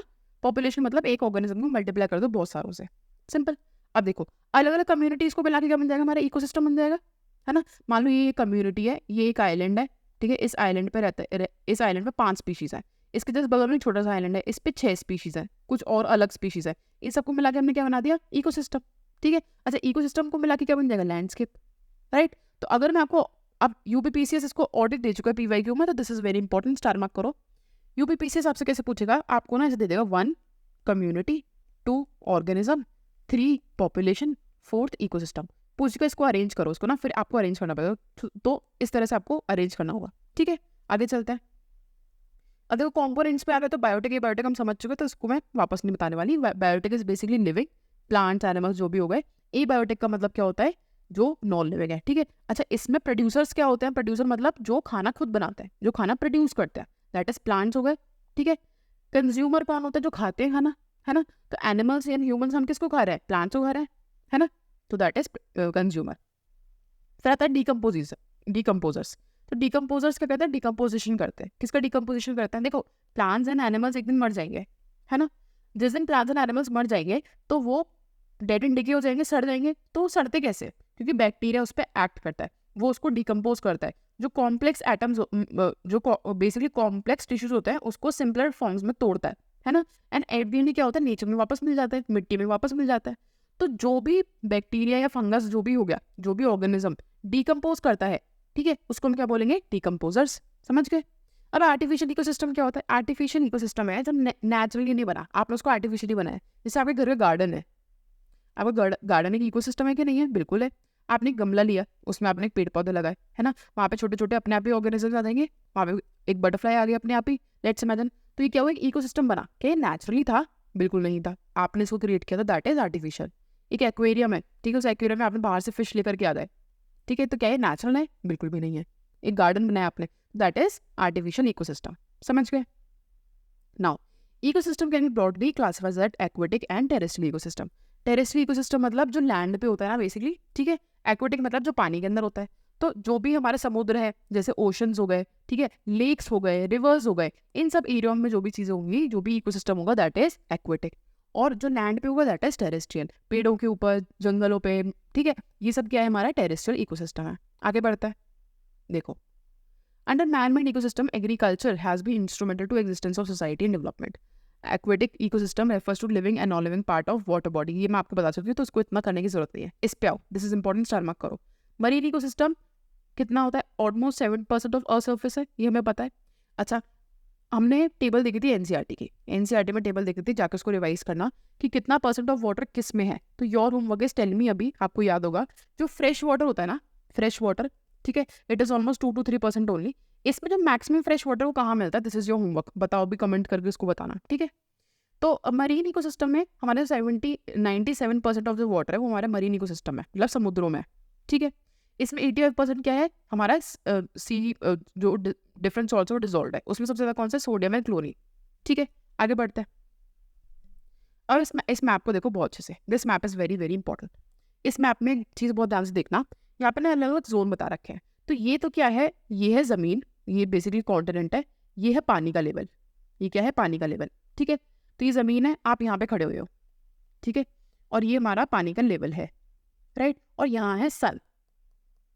अब क्या होता है ना, सन, पानी तो ट्रांसपेरेंट है, तो क्या होगा, सनलाइट नीचे चली जाएगी, बट सनलाइट ना एक डेप्थ तक ही जा सकती है, सनलाइट बिल्कुल बॉटम तक कभी नहीं जा पाएगी, ये हमेशा याद रखना, ठीक है।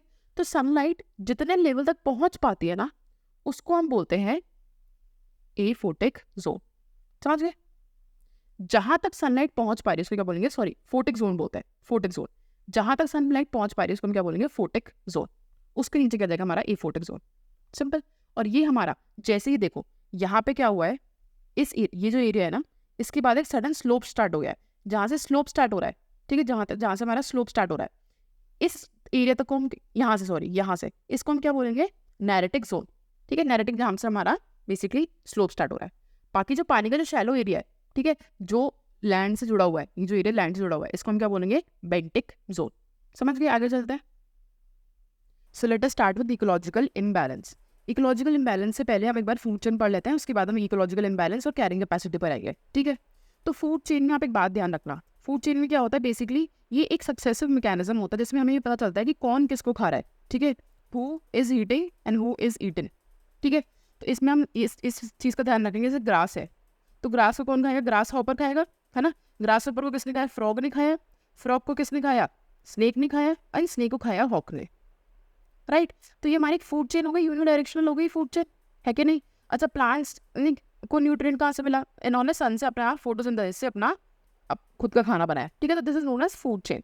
अब एक बात समझो, अगर इस फूड चेन में से एक भी स्पीशीज हार्म होती है ना, तो हमारा पूरा इम्बैलेंस क्रिएट हो जाएगा। मान लो हमने डिफॉरेस्टेशन किया और हमने जो घास थी उसको पूरे को काट दिया और वहाँ पे बिल्डिंग्स बना दी, तो बताओ क्या ग्रास ऊपर को खाने को कुछ मिलेगा? नहीं मिलेगा, तो ग्रास ऊपर मर जाएंगे सारे।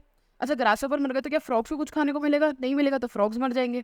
अगर फ्रॉग सारे मर गए तो क्या स्नेक्स को कुछ खाने को मिलेगा? नहीं मिलेगा, तो स्नेक्स मर जाएंगे। तो हमने क्या किया, केवल अगर हमने पेड़ों को काट दिया ना, तो हमारा पूरा इकोलॉजिकल जो हमारा जितने भी ऑर्गेनिज्म थे वो सब मर गए। ठीक है। अच्छा, अब एग्जाम्पल लेके चलते हैं। हम क्या करते हैं, लेट्स इमेजिन हम ना स्नेक्स को मार देते हैं। हम प्लांट्स किसी को नहीं मारते, हम फूड चेन के बीच में से किसी को मारते हैं। तो हमने सारे स्नेक्स को मार दिया, लेट्स इमेजिन हाइपोथेटिकली। तो क्या होगा, फ्रॉग्स की पॉपुलेशन बढ़ जाएगी। भाई फ्रॉग्स को कोई खा ही नहीं रहा, उसको कोई मार ही नहीं रहा, तो फ्रॉग्स की पॉपुलेशन बहुत बढ़ जाएगी। ठीक है। अब फ्रॉग्स की पॉपुलेशन बढ़ गई, अब इससे क्या होगा, फ्रॉग्स की पॉपुलेशन बढ़ने की वजह से वो सारे जितने भी ग्रासहोपर उन सबको खा के खत्म कर देंगे, मतलब बिल्कुल भी ग्रासहोपर्स बचेंगे ही नहीं। ठीक है। अच्छा, ग्रासहोपर्स नहीं बचेंगे तो क्या होगा, हमारी ग्रास जो बहुत ज्यादा ग्रो हो जाएगी, एक्सट्रीम अमाउंट में ग्रास आ जाएगी। और जो हॉक है, हॉक किसको खाता था? स्नेक को खाता था। हॉक को बेचारे को फूड ही नहीं मिलेगा, तो इम्बैलेंस हो गया यहाँ पे। तो बेसिकली फूड चेन में क्या होता है, एक ऑर्गेनिज्म ना दूसरे ऑर्गेनिज्म को खाता है, सिंपल। और अगर आपने इस पूरी चेन में से एक भी ऑर्गेनिज्म को हार्म किया ना, तो पूरे का पूरा इकोसिस्टम कोलैप्स हो सकता है। समझ गए? इसका बेस्ट एग्जांपल है कि एक बार यूएसए में क्या हुआ था कि ना, एक येलो स्टोन करके नेशनल पार्क है, वहाँ पे ना वॉल्स मर गए थे, सारे वॉल्स मर गए थे। ठीक है। और उसकी वजह से क्या हुआ, वॉल्स की वजह से जो छोटे डियर वियर उनकी पॉपुलेशन बहुत बढ़ गई। डियर ने क्या किया, बहुत ज़्यादा ग्रास खानी शुरू कर दी, तो ग्रास की पॉपुलेशन एकदम ही खत्म हो गई। फिर जब ग्रास एकदम खत्म हो गई तो डियर भी मरने शुरू हो गए। करते करते पूरे का पूरा इकोसिस्टम कोलैप्स हो गया था। वहाँ पे रिवर तक जो थी ना, वो भी सूख गई थी। फिर उन लोगों ने क्या किया, वापस वॉल्स को लेकर के आए एंड पूरा इकोसिस्टम वापस रिवाइव कर दिया। तो दैट मीन्स हमें समझना चाहिए कि फूड चेन में एक एक जो कॉम्पोनेंट है that is important for us. समझ गए? अब आते हैं इकोलॉजिकल इम्बैलेंस पे। तो आप पहले समझ गए ना, इकोलॉजिकल बैलेंस का मतलब क्या है कि जो भी ऑर्गेनिज्म है ना, वो अपने आसपास के एनवायरनमेंट पे डिपेंडेंट है। अपने आसपास के ऑर्गेनिज्म पे या तो खाना खाने के लिए डिपेंडेंट है, न्यूट्रिएंट के लिए डिपेंडेंट है, या अपने आसपास जो एयर है, वाटर है, लैंड है, उस पर जिंदा रहने के लिए, सर्वाइव करने के लिए डिपेंडेंट है। अगर आप इन सब कंपोनेंट में से किसी भी चीज़ को हार्म करोगे तो पूरा इकोलॉजिकल बैलेंस खत्म हो जाएगा हमारा, सिंपल। अब आपने क्या किया, जैसे मैं आपको एक्सप्लेन कर चुकी हूँ, जितने भी पेड़ पौधे थे अगर हम उनको काट दे तो जो बाकी ऑर्गेनिज्म है वो सब मर जाएंगे। ठीक है। तो इसका एग्जाम्पल क्या होगा, डिफॉरेस्टेशन। समझ के आगे बढ़ते हैं। Now comes the carrying capacity. तो कैरिंग कैपेसिटी का मतलब सिंपल से समझ लो, जो भी इन्वायरमेंट है ना, इकोसिस्टम है, उसके बाद सर्टेन अमाउंट ऑफ रिसोर्सेज होता है, और उस रिसोर्सेज से एक x amount of species and population को ही सस्टेन कर सकता है। ठीक है। मतलब ऐसे मान के चलो कि एक ना ऐसे प्लॉट जैसा है, और उस प्लॉट में इतने रिसोर्सेज है कि उसमें ना 100 ऑर्गेनिज्म सर्वाइव कर सकते हैं। 100 मतलब मान लो 10 एंड्स कर सकती है सर्वाइव, 10 रैट्स कर सकते हैं, सो ऑन। ठीक है। तो 100 ऑर्गेनिज्म में सर्वाइव कर सकता है। अब आपने क्या किया, ये जो प्लॉट है ना, इसमें बहुत सारे पेड़ पौधे भी हैं, आपने इसमें ना पेड़ पौधों को काट दिया, तो क्या हुआ, जो 100 था वो डिक्रीज हो गया, डिक्रीज होकर 50 रह गया। तो क्या जो जितने भी 100 ऑर्गेनिज्म थे, क्या वो सर्वाइव कर पाएंगे? नहीं, 50 की डेथ हो जाएगी। This is just an example. तो ना हर इकोसिस्टम की कैरिंग कैपेसिटी होती है कि वो करंट रिसोर्सेज से एक्स अमाउंट ऑफ ऑर्गेनिज्म को ही सपोर्ट कर पाता है। बट अगर ह्यूमन बीइंग आकर के यहाँ पे डिफॉरेस्टेशन करते हैं, पोल्यूशन करते हैं, तो कैरिंग कैपेसिटी हमारी डिक्रीज हो जाती है। ठीक है। The carrying capacity of biological species in an environment is the maximum population size of the species that environment can sustain indefinitely, giving the food, habitat, water and necessities available in the environment. मतलब एक time पे जो भी resources है उस पे कितने organism survive कर सकते हैं। ठीक है। आगे बढ़ता है।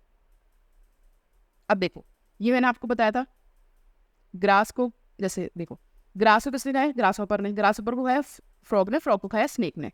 अब इन टर्म्स को बहुत ध्यान से याद रखना। जो ग्रास है वो अपना खाना खुद बना रही है कि नहीं, तो उसको हम क्या बोलेंगे, प्रोड्यूसर। ठीक है। प्रोड्यूसर जो प्रोड्यूस कर रहा है अपना खाना खुद, तो जो भी फोटोसिंथेसिस करता है, अपना खाना खुद बनाता है, उसको हम क्या बोलते हैं, प्रोड्यूसर्स बोलते हैं, राइट।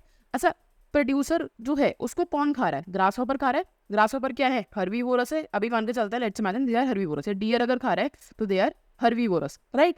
तो जो हर्बीवोरस होते हैं ना, उनको क्या बोलते हैं, प्राइमरी कंज्यूमर बोलते हैं। ठीक है। जो सबसे पहले कंज्यूम कौन कर रहा है, सबसे पहले कंज्यूम कौन कर रहा है, ग्रास हॉपर कर रहा है या डियर करेगा, है ना। सेकेंडरी कंज्यूमर कौन होगा, जो बाद में करेगा, जो ग्रास हॉपर है उस पर जो फीड करेगा, दैट इज सेकेंडरी कंज्यूमर। समझ गए? They are carnivorous, they are carnivorous. Carnivorous मतलब जो केवल एनिमल्स को खाता है, प्लांट्स को नहीं खाता। जैसे लायन हो गया, तो लायन हमारा सेकेंडरी कंज्यूमर हो जाएगा, क्यों, प्रोड्यूसर हमारे ग्रास हो गई। ठीक है। प्राइमरी कंज्यूमर में हमारा क्या आ जाएगा, डियर आ जाएगा, और सेकेंडरी कंज्यूमर में क्या आ जाएगा हमारा लायन। समझ गए?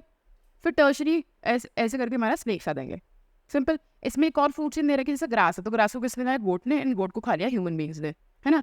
अच्छा, ह्यूमन बींग्स क्या है, ओमनीवोरस है। हर्बीवोरस, ओमनीवोरस, कार्निवोरस तो आपको पता होगा। हर्बीवोरस जो प्लांट्स को खाते हैं, कार्निवोरस जो एनिमल्स को खाते हैं, ओमनीवोरस जो दोनों को खाते हैं। ठीक है। अब आगे बढ़ते ही सब मैंने आपको एक्सप्लेन कर दिया। फाइटोप्लैंक्टन समझ लो क्या होता है। जैसे लैंड पे तो ग्रासेस होती है ना, ट्रीज होते हैं, उसी तरह से फाइटोप्लैंक्टन्स होते हैं, ये माइक्रो एल्गी होती है। एल्गी मतलब जो काई होती है ना, उसको एल्गी बोलते हैं, ठीक है। तो ये माइक्रो एल्गी होते हैं और ये इनके पास भी क्लोरोफिल होता है, ये अपना खाना खुद बनाता है। तो जो मरीन एक्वेटिक सिस्टम होता है ना, उसमें phytoplanktons are primary producers, they are producers basically. समझ गए? आगे बढ़ते हैं। अच्छा, इनको क्या करते हैं, इनको ना ज़ूज़ैंथेरिस खाते हैं, या इनको ना बाकी जो छोटे छोटे ऑर्गेनिज्म होते हैं वो खाते हैं। उनको छोटी फिश खाती है, फिर उसको अल्टीमेटली बड़ी फिश खा जाती है। तो इस तरह से उनका भी हमारा इकोसिस्टम चलता रहता है। आगे बढ़ते हैं। ये तो मैं देखो आपको बता चुकी हूँ। इससे प्राइमरी प्रोड्यूसर कौन है जो अपना खाना खुद बना रहा है? फाइटोप्लैंक्टन हो गए ओशन में, रूटेड प्लांट हो गए, ठीक है। रूटेड प्लांट्स कहाँ पे? शैलो वाटर में, मतलब जो थोड़ा बहुत डीप पानी नहीं है उसको शैलो वाटर बोलेंगे, ठीक है। जैसे हमें हमें देखने को मिलता है ना लोटस वगैरह, ठीक। Then grasses of different kind, ये हमें ग्रासलैंड में देखने को मिलेगा। देन क्रॉप प्लांट्स, ठीक। आगे बढ़ते हैं। अब देखो यहाँ पे एकदम इंपॉर्टेंट पॉइंट है, इसको थोड़ा ध्यान से समझना। फूड चेन में हर्बीवोरस समझ गए, जो प्राइमरी कंज्यूमर होते हैं, मैं आपको बता चुकी हूँ। डियर क्या है, हर्बीवोरस है, ये भी मैं आपको बता चुकी हूँ। इस पे ध्यान में स्टार मार्क करो। एंड्स जो होते हैं ना, वो डिकम्पोजर भी होते हैं और प्राइमरी कंज्यूमर भी होते हैं एंड स्कैवेंजर्स भी होते हैं, ठीक है। हमेशा याद रखना इस चीज़ को। मतलब जो एंड्स है ना, वो ऑब्वियसली सीधी सी बात है, जो एंड्स हैं वो बेसिकली हर्बीवोरस भी है। हर्बीवोरस इन द सेंस कि मान लो अब आप खुद सोचो ना, आपके घर में कोई भी अगर प्लांट का भी कोई भी मटेरियल गिराओ, ठीक है, जो भी प्लांट का बायोटिक कंपोनेंट है, उस पर चींटियाँ आ जाती हैं, उसको खा लेती हैं, राइट। और कोई अगर डेड एंड डिकेड इंसेक्ट हो, ठीक है, या फिर कोई भी डेड बॉडी हो, उस पर भी एंड्स आ जाती है ना। तो एंड सब कुछ खा सकती है, ठीक है। अब डेड एंड डिकेड को खा रही है, इसका मतलब क्या है? They are decomposers. समझ गए? प्राइमरी कंज्यूमर का मतलब क्या है? प्राइमरी कंज्यूमर मतलब जो भी हमारे कॉम्पोनेंट्स है, जो भी हमारे प्राइमरी प्रोड्यूसर से आ रहा है, उन सबको ही खा रहा है। सिंपल। तो अगर आपसे क्वेश्चन पूछे कि which of the following insect या animal is decomposer as well as primary consumer, तो आपके दिमाग में एंड्स आना चाहिए, ठीक है। टाइगर कार्निवोरस होता है, समझ गए। फॉक्स इज ओमनिवोरस, मतलब वेज नॉन वेज दोनों खाता है, ठीक है। अच्छा, डीकम्पोजर्स क्या होता है, ये भी मैं आपको बता चुकी हूँ वैसे। तो डीकम्पोजर्स बेसिकली क्या करते हैं, जो भी डेड एंड डिकेड चीज होती है ना, डेड एंड डिकेड मतलब मान लो कोई प्लांट है या कोई एनिमल है, ये मर गए, ठीक है। तो इनको ना डेड एंड डिकेड, इनको डीकम्पोज कर देंगे, मतलब इनको सड़ा देंगे basically, and at the end ये मिट्टी में वापस ह्यूमस के तौर पे मिल जाएंगे, है ना। तो जो सड़ाने वाला प्रोसेस होता है इसको क्या बोलते हैं? डीकम्पोजिशन। तो जो भी ऑर्गेनिज्म डीकम्पोज करते थे, they are known as decomposers. Simple. आगे बढ़ते हैं। अच्छा, ये ऑर्गेनिक मैटर जो मैंने ह्यूमस बताया ना आपको, मिट्टी में ह्यूमस ऐड करता है, ये we have done this in geography, तो जाकर हम लेक्चर्स को दोबारा रिवाइज करना, ठीक। अब इसमें मरीन फूड चेन बताया कि डायटम्स जो होते हैं, डायटम्स बेसिकली जो एल्गी होते हैं उसको डायटम्स बोलते हैं, उसको क्रस्टेशियंस खाते हैं। क्रस्टेशियंस ऐसे ऑर्गेनिज्म होते हैं जिनके ऊपर एक कैल्शियम की लेयर होती है, जिनके ऊपर शेल होता है ना, शंख जिसको बोलता है, दैट इज क्रस्टेशियन, और उनको हेरिंग्स खा लेता है। अब आता है हमारा flow of energy. Flow of energy is always यही डायरेक्शन। तो फ्लो ऑफ एनर्जी क्या होता है? देखो, हमने क्या बोला, ग्रास को खा रहा है ग्रास हॉपर को खा रहा है स्नेक, वो फ्रॉग, और फ्रॉग को खा रहा है स्नेक, ठीक है। ये हमारा पूरा फ्लो ऑफ एनर्जी है। तो ग्रास से एनर्जी किसको मिली? ग्रास हॉपर को मिली। ग्रास हॉपर खा के एनर्जी किसको मिली? फ्रॉग को मिली। फ्रॉग खा के किसको एनर्जी मिली? स्नेक को मिली। समझ गए? तो ये हमारे यूनिफॉर्म एक ही डायरेक्शन हो गया ना। ऐसा तो नहीं है स्नेक को खा के फ्रॉग को एनर्जी मिल रही है, या फ्रॉग को खा के ग्रास हॉपर को एनर्जी मिल रही है, या ग्रास हॉपर को खा के ग्रासेस को एनर्जी मिल रही है, ऐसा तो नहीं है। तो they are always unidirectional. समझ गए? एक बात और याद रखना, हमेशा एक चीज़ समझना, जब आप वेज खाना खाते हो ना, तो आपको ज़्यादा फॉर्म ऑफ एनर्जी मिलती है as compare to non veg. अब आप बोलोगे how is that possible? There is a law जिसको बोलते हैं 10% लॉ। क्या बोलता है? 10% लॉ। 10% लॉ बोलता है जब भी आप एक लेवल से दूसरे लेवल पे जाते हो ना, अच्छा इनको ना ट्रॉपिकल लेवल भी बोलते हैं, ये याद रखना, ट्रॉपिकल लेवल बोलते हैं इनको, ठीक है। तो जब आप एक ट्रॉपिकल लेवल से दूसरे ट्रॉपिकल लेवल पे जाते हो, तो आपकी ना 90% एनर्जी हो जाती है वेस्ट, और केवल 10% एनर्जी बचती है। कैसे? मतलब मान के चलो ये ग्रासेस है, ठीक है, ये ग्रासेस है, इस ग्रासेस में है 1000 जूल ऑफ एनर्जी, ठीक है। इसको खाया ग्रास हॉपर ने इसको खाया, ठीक है। तो ग्रास हॉपर के पास कितनी पहुंचेगी? केवल 100 जूल ऑफ एनर्जी ही पहुंचेगी, केवल 10% पहुंचेगी इसकी, ठीक है। तो हमारी जो 900 जूल ऑफ एनर्जी वो वेस्ट हो जाएगी, ठीक है। कैसे वेस्ट हो जाएगी? ये वेस्ट हो जाएगी in the form of heat. भाई खाने को पचाने के लिए हीट चाहिए होती है ना, ठीक है, और जो रेस्पिरेशन वगैरह उसमें भी हीट चाहिए होती है, तो हीट के फॉर्म में 90% एनर्जी वेस्ट हो जाएगी, ठीक है। अब ग्रास हॉपर को किसने खाया?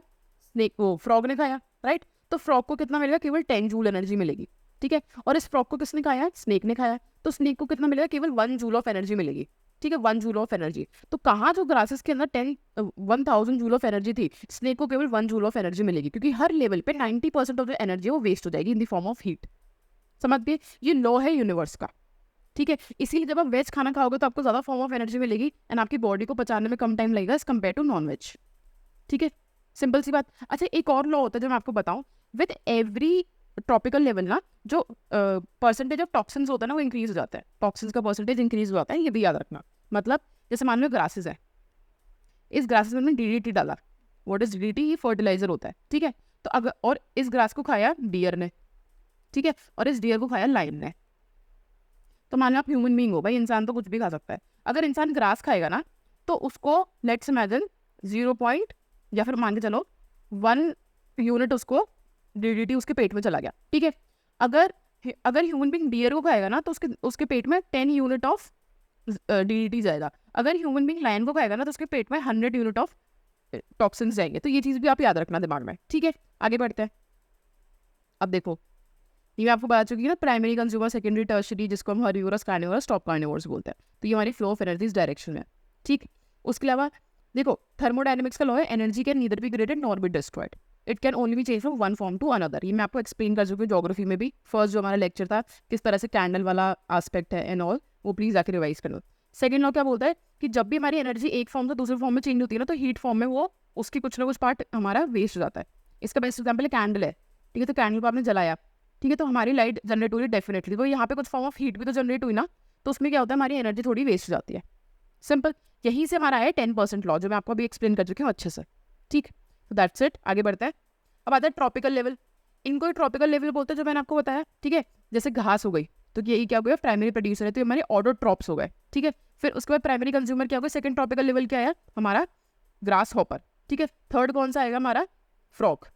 फोर्थ कौन सा आएगा हमारा, स्नेक। ठीक है, फिर डिकम्पोजर्स कौन से हो जाएंगे, एंड्स हो गए या फिर कोई भी माइक्रो ऑर्गेनिज्म है जो इसको डिकम्पोज कर देंगे। समझ गए, लेट्स मूव अहेड। अब आता है हमारा पिरामिड। तो पिरामिड का मतलब एक समझो, पिरामिड बेसिकली जैसे ग्राफ्स होता है ना, तो एक्स एक्सिस वाई एक्सिस होती है, तो ग्राफ पे आप जितना ऊपर जाओगे उतना वैल्यू ज़्यादा होगी, जितना नीचे जाओगे उतनी वैल्यू कम होगी, है ना।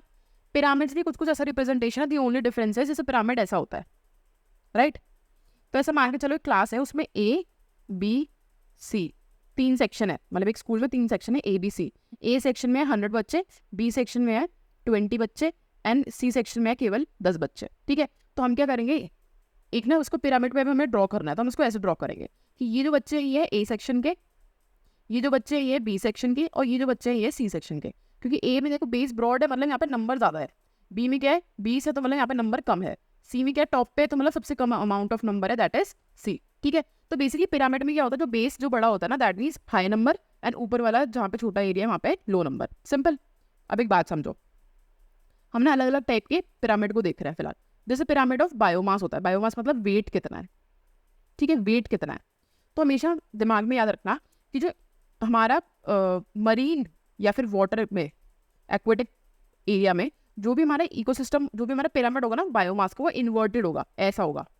ठीक है, ऐसा होगा। सिंपल, क्यों, क्योंकि देखो प्लैंक्टॉन्स का वेट कम होगा, भाई छोटे छोटे माइक्रो ऑर्गेनिज्म होते हैं, आप अपनी आंखों से देख भी नहीं सकते इसको, तो उसका वेट बहुत कम होगा। क्रस्टेशियंस कंपैरेटिवली थोड़े बड़े होते हैं, ठीक है, स्मॉल फिश बड़े होते हैं, मतलब उससे और बड़े होते हैं, और बिग फिश तो बहुत ही बड़े बड़े होते हैं। तो इसमें अगर हम अभी हम वेट के बेसिस पे देख रहे हैं, तो वेट के बेसिस पे क्या होगा हमारा, इस तरह का पिरामिड आपको देखने को मिलेगा। अब मैं आपसे पूछूं कि ना आप एक बात बताओ, पिरामिड बनाओ तो बेसिस ऑफ नंबर, नंबर मतलब कितने इंडिविजुअल ऑर्गेनिजम्स है, ठीक है, मतलब कितने नंबर ऑफ ऑर्गेनिजम्स है, तो डेफिनेटली जो फाइटोप्लैंक्टन है तो मिलियन बिलियन में होंगे, है कि नहीं। बट जो बिग फिश है वो कितनी होगी, एट मैक्स मतलब थाउजेंड्स में, 10,000s में होंगी, है ना। तो जो हमारा नंबर वाला जो बनेगा ना pyramid, it will be of this shape. समझ गए, ये इस शेप का बनेगा, हमेशा याद रखना। अच्छा, एक चीज़ याद रखना, अगर हम नंबर की बात कर रहे हैं ना, जो ट्री होता है ना, ट्री उसमें हमारा इस शेप का बनेगा। क्यों, देखो ट्री क्या है हमारे यहाँ पे, सबसे नीचे ट्री आएगा सबसे पहले, है ना भाई। देखो प्राइमरी कंज्यूमर सबसे नीचे आता है, ठीक है, उस प्राइमरी प्रोड्यूसर सबसे नीचे आता है, फिर कंज्यूमर, प्राइमरी कंज्यूमर, उसके बाद फिर हम बेसिकली इस लेवल में चलता है। ठीक है, तो ट्री सबसे नीचे, तो ट्री का नंबर बताओ 1 ट्री है केवल, फिर उसके ऊपर क्या होगा और बाकी ऑर्गेनिज्म होंगे, फिर उसके ऊपर ऑर्गेनिज्म होंगे, तो it look something like this. समझ गए, आगे बढ़ता है। अब आता है हमारा कॉम्पोनेंट ऑफ बायोलॉजिकल मैग्निफिकेशन। तो बायोलॉजिकल मैग्निफिकेशन क्या होता है, देखो मैंने आपको एक एग्जांपल दिया था डीडीटी का, है ना। तो डीडीटी हो गई, मर्क्यूरी हो गई, ये हार्मफुल कॉम्पोनेंट है जो मिट्टी में मिल जाता है, ठीक है, जो सॉइल में मिल जाता है। अब सॉइल में क्या हो रहा है, प्लांट्स ग्रो हो रहा है, तो जो प्लांट्स है ना ये इन मर्क्यूरी और डीडीटी को एब्जॉर्ब कर लेता है ना। इनको एब्जॉर्ब करके ये इनके प्लांट, अब जो प्लांट की लीव्स है ना उसमें अगर आप देखो माइक्रोस्कोपिक लेवल में, तो you will find DDT and mercury. ठीक है, क्यों? क्योंकि प्लांट ने एब्जॉर्ब किया ना, पानी भी वो जमीन से एब्जॉर्ब कर रहा है, न्यूट्रिएंट जमीन से एब्जॉर्ब कर रहा है, तो नॉलेज को भी एब्जॉर्ब कर लिया, सिंपल। अब तो क्या हुआ, जो ग्रासेस है हमारी, इसमें डीडीटी आ गया। अब ये ग्रास किसने खाई? ग्रास हॉपर ने खाई। तो ग्रास हॉपर में भी क्या हुआ, डीडीटी आ गया। अच्छा, ये क्या होगा, 10 टाइम्स ज़्यादा होगा। मैंने आपको बताया ना 10 टाइम्स ज़्यादा टॉक्सिन जाता है। फिर इस ग्रास हॉपर को किसने खाया? फ्रॉग ने खाया। ठीक है, और फ्रॉग लेट्स इमेजिन चाइना में गए हम, ठीक है, तो फ्रॉग को किसने खा लिया? किसी इंसान ने खा लिया, मतलब नो ऑफेंस न सेइंग इट। तो यहाँ पे किसी इंसान ने फ्रॉग को खा लिया, तो क्या होगा, उसके पेट के अंदर भी जो डीडीटी है वो चला जाएगा और उसकी बॉडी में इसका बहुत बुरा असर होने वाला है। ठीक है, तो बायो मैग्निफिकेशन का मतलब क्या होता है बेसिकली, कि हर ट्रॉपिकल लेवल पे ना जो अमाउंट ऑफ टॉक्सिन्स है वो इंक्रीज होते रहते हैं। Simple, that is bio magnification. आगे बढ़ते हैं। अच्छा, ये यूपीपीसीएस का पीवाईक्यू है 2022 का, तो याद रखना है, इस पर स्टार मार्क करो। 2022 या 2021 का है, तो बहुत इंपॉर्टेंट है। डीडीटी की फुल फॉर्म क्या होती है बताओ तो? डाइक्लोरो डाइफेनाइल ट्राइक्लोरोईथेन। पूछने नहीं वाले, but I am just telling you कि ये क्या होता है, एक फर्टिलाइजर होता है जो बैन कर चुके हैं। ठीक है, तो मर्क्यूरी भी बहुत हार्मफुल होता है। आगे बढ़ते हैं। अब देखो, डीडीटी क्या इंसेक्टिसाइड है, राइट, एंड ये केमिकल सब्सटेंस है जिससे हम बेसिकली जो भी इंसेक्ट्स होता है ना उनको मारने के लिए यूटिलाइज करता है, राइट। आगे बढ़ता है। अब हमारा बायोनॉमिक्स आता है, बायो मैग्निफिकेशन। ये हम समझ चुके। बायो मैग्निफिकेशन क्या है? मैग्नीफाइंग ग्लास क्या करता है? किसी चीज़ को बढ़ाता है। तो बेसिकली बायोलॉजिकल कंपोनेंट में जब इंक्रीज होता है कोई भी हार्मफुल टॉक्सिन, इसको बोलते हैं बायो मैग्निफिकेशन, सिंपल। बायोनॉमिक्स क्या होता है? नॉमिक्स का मतलब होता है किसी भी चीज़ की पढ़ाई या किसी चीज़ की स्टडी। तो बायोनॉमिक्स क्या है? स्टडी ऑफ बायोलॉजिकल कंपोनेंट्स, है ना। It is comprehensive study of organism and relation to its environment. मतलब जो भी बायोलॉजिकल कंपोनेंट है, प्लांट है, ट्री है, उनका एनवायरमेंट का रिलेशन है, दैट इज बायोनॉमिक्स। ठीक है, अब आते हैं बायो जियोकेमिकल साइकिल। देखो, अलग अलग जियोकेमिकल साइकिल होती है, जैसे वाटर की होती है, हमने देखी थी, उसी तरह से हमारे ये भी होते हैं। It is not important, cycle important नहीं है। आप बस ये याद रखो, गैसीय साइकिल में कौन कौन सा जाएगा? ऑक्सीजन आ गया, नाइट्रोजन आ गया, है ना। सेडिमेंट्री साइकिल में कौन सा आएगा? This is very important. यहाँ पे कैल्शियम, पोटेशियम और सल्फर, ये सब आएंगे। ठीक है, आगे बढ़ता है। फिर आता है ecological succession. This is very very important, बहुत इंपॉर्टेंट कंसेप्ट है, इसको ध्यान से समझना। मैं यहाँ पे आपको एक्सप्लेन करती हूँ। इकोलॉजिकल का मतलब क्या है? इकोसिस्टम से रिलेटेड। सक्सेशन का मतलब क्या है? कोई चीज़ सक्सेसिव वे में हो रही है, मतलब किसी चीज़ की प्रोसेस हो रही है, कोई चीज़ ग्रो कर रही है। ठीक है, तो इसको समझते हैं। सी, जब अर्थ फॉर्म हुई थी तो वी नो अर्थ पे कुछ भी नहीं था, एक बैरन लैंड था, है ना। अब आज के डेट में क्या है, हमें सॉइल देखने को मिलती है, राइट, हमें प्लांट्स एनिमल्स देखने को मिलता है। तो ऐसा कैसे हुआ, राइट। तो इकोलॉजिकल सक्सेशन में क्या होता है? पहले ना एक बैरन लैंड होता है, मतलब एक खाली बंजर ज़मीन होती है, ठीक है, जिसमें केवल स्टोन, बड़े बड़े रॉक्स होते हैं, मिट्टी भी नहीं होती। फिर क्या होता है, यहाँ पे ना धीरे धीरे इरोजन होना स्टार्ट होता है, एंड यहाँ पे थोड़ी थोड़ी सॉइल की लेयर फॉर्म होती है। यहाँ पे आसपास के एरिया से या तो कोई बीज या कोई सीड उड़ के आता है, या फिर नेचुरली भी यहाँ पे कोई ना कोई एल्गी ग्रो हो जाती है। ठीक है, एल्गी टाइप कुछ ग्रो हो जाता है। ठीक है, अब लेट्स इमेजिन यहाँ पे मैं उसको दूसरे पेन से ड्रॉ करती हूँ। मान के चलो यहाँ पे ऐसा ना रॉक्स थी, ठीक है, ये रॉक्स है, ये ज़मीन है, ये रॉक्स है, राइट। अभी कोई सॉइल फॉर्म नहीं हुई है। अब क्या होगा, let's imagine after 100 years, after next 100 year यहाँ पे थोड़ी सॉइल फॉर्म हो गई, बहुत थोड़ी सी लेयर सॉइल की फॉर्म हो गई। कैसे फॉर्म हुई बताओ? देखो, मैंने बताया था जब एल्गी होती है तो एल्गी क्या करती है? केमिकल डिकम्पोजिशन करती है, हमने पढ़ा था ज्योग्राफी में। अगेन आई वुड सजेस्ट जाओ रिवाइज करो। तो यहाँ पे क्या होगा, टॉप मोस्ट लेयर इरोड होगी एंड यहाँ पे सॉइल बन जाएगी। तो लेट्स इमेजिन यहाँ पे ना छोटी छोटी ग्रासेस आ गई, बहुत छोटी छोटी ग्रासेस आ गई। वो हम 100 ईयर्स और बाद में जाते हैं, ठीक है, 100 ईयर्स बाद में जा रहा है। तो क्या हुआ, ये जो रॉक्स है ना टूट टूट के, और इसमें क्या हुआ, रूट्स नीचे गई, रूट्स नीचे जाने की कोशिश करेंगी। अभी रूट्स बहुत से डेवलप नहीं हुई है, बट धीरे धीरे 100 सालों में डेवलप हो जाएगी ना अच्छे से रूट्स, एंड रूट से करेंगी रॉक को और तोड़ने की कोशिश करेगी। तो क्या बन गया हमारा, ये जो रॉक्स है थोड़ी कंपेरेटिवली छोटी छोटी हो गई, है ना, एंड यहाँ पे जो सॉइल की लेयर है वो बढ़ गई, ये सॉइल की लेयर बढ़ गई। ठीक है, अब जो पहले ग्रासेस थी वो क्या बन जाएंगी, छोटे छोटे प्लांट्स बन जाएंगे, छोटे छोटे प्लांट्स। ठीक है, इस तरह से छोटे छोटे प्लांट्स बन गए, right.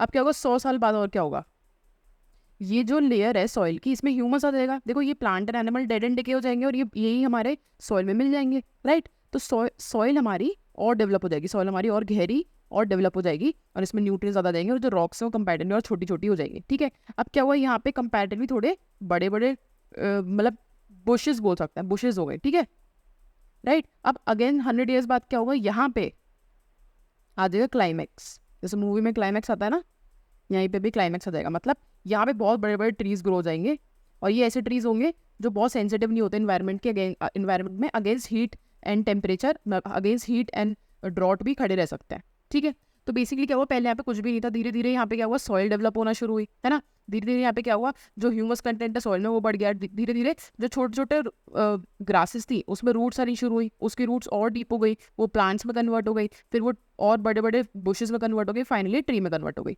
That is ecological succession. ठीक है, इकोलॉजिकल सक्सेशन दो टाइप का होता है, primary and secondary. Primary succession में क्या होता है, कोई बैरन लैंड पे आएगा इकोलॉजिकल सक्सेशन, मतलब यहाँ पे पहले कुछ भी नहीं था, फिर इकोलॉजिकल सक्सेशन आएगा। सेकेंडरी में क्या होता है, कोई एक जगह होगी जहाँ पे पहले खूब पेड़ पौधे हुआ करते होंगे, किसी रीजन की वजह से वहाँ पे सारे पेड़ पौधे खत्म हो गए, अब उसी जगह पे वापस हमारा इकोलॉजिकल सक्सेशन होगा। एग्जाम्पल, मान लो ये जंगल है, देखो मान लो ये जंगल है, ठीक है, यहाँ पे पेड़ पौधे अच्छे खासे खूब सारे हैं, यहाँ पे फायर की वजह से आग लग गई एंड उसकी वजह से सारे पेड़ पौधे मर गए।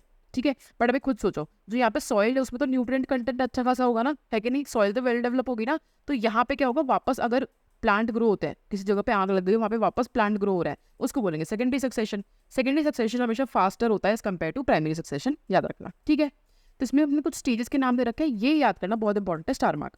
यूपीपीसीएस क्या करेगा, आपको बोलेगा ये सब दे देगा रैंडमली, जैसे इसके आगे लिख देगा ए, इसके आगे लिख देगा बी, इसके आगे सी, इसके आगे डी, और पूछेगा कि इसको ना अरेंज करो इंक्रीजिंग डिक्रीजिंग ऑर्डर में, इस तरह से। ठीक है, सबसे पहले न्यूडेशन होता है, न्यूडेशन मतलब न्यूड, मतलब जमीन पे कुछ भी नहीं है, ना सॉइल है ना प्लांट्स है, कुछ भी नहीं है। फिर आता है माइग्रेशन, माइग्रेशन मतलब कोई भी सीड है ना वो इधर उधर के एरिया से माइग्रेट करके यहाँ तक आ गई। ठीक है, फिर आता है एसेसिस, इसमें क्या होता है, बेसिकली जो भी प्लांट की सीड्स वगैरह आई वो ग्रो होना शुरू हो जाती है। ठीक है, ग्रो होना शुरू हो जाएगी। फिर आता है रिएक्शन, तो रिएक्शन में बेसिकली क्या होता है, या तो कोई भी कॉम्पिटिशन आ गया, ठीक है, या फिर क्या हो सकता है, बेसिकली टेम्परेचर बहुत इंक्रीज हो गया, रेनफॉल बहुत कम हो गई, तो एक चैलेंज आता है, एक चैलेंज आता है उसके ये चैलेंज क्या करता है ना, बेसिकली ये बोल सकते हो जो जेनेटिकल डाइवर्सिटी होती है उसको ट्रिगर करता है। इसके बाद आता है स्टेबलाइजेशन, इसके बाद जो भी स्पीशीज आएगी वो स्टेबलाइज हो जाएगी, जिसको क्लाइमेक्स भी बोलता है। ठीक है, तो ये आपको याद रखना है, ये ऑर्डर याद रखना है, बहुत इंपॉर्टेंट है, स्टार मार्क कर लो, सिंपल। अब देखो थोड़ा बहुत रट्टाफिकेशन का आएगा बट बहुत ईजी है, समझते समझते चलेंगे। चिपको मूवमेंट आपको पता ही हुआ क्या है, चिपको मूवमेंट में बेसिकली क्या था, ये भी इंदिरा गांधी के टाइम का है। तो वहाँ तब ना ये बोला गया था कि जो हिमालयज है ना वहाँ के पेड़ वेड़ काटेंगे, जंगलों के पेड़ काटेंगे, वहाँ पे डेवलपमेंट लेकर के आएंगे। तो वहाँ पे लोगों ने क्या किया, जैसे ही पेड़ को काटने के लिए कोई आता था ना तो पेड़ को हग कर लेते थे वो लोग। ठीक है, और वो पेड़ों को बेसिकली पेड़ों से चिपक जाते थे और बिल्कुल भी पेड़ों को कटने नहीं देते थे। दे वर लाइक अब हमें मार लो बट पेड़ों को नहीं मारोगे। बहुत सक्सेसफुल मूवमेंट रहा है, मतलब थ्रू आउट दी वर्ल्ड इसको जाना जाता है। तो चिपको मूवमेंट था हमारा 1973 में है, स्टार मार्क करो क्योंकि ईयर इंपॉर्टेंट है। आपसे क्या करेंगे, ये सारे जैसे नर्मदा बचाओ आंदोलन आपे को मूवमेंट है, इनको बोलेंगे कि अरेंज कर लो। ठीक है, तो चिपको मूवमेंट आप समझ गए, कंजर्वेशन मूवमेंट था इंडिया में हिमालयस के लिए।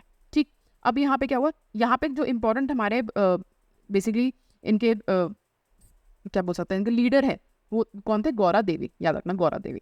सिंपल, आगे बढ़ता है।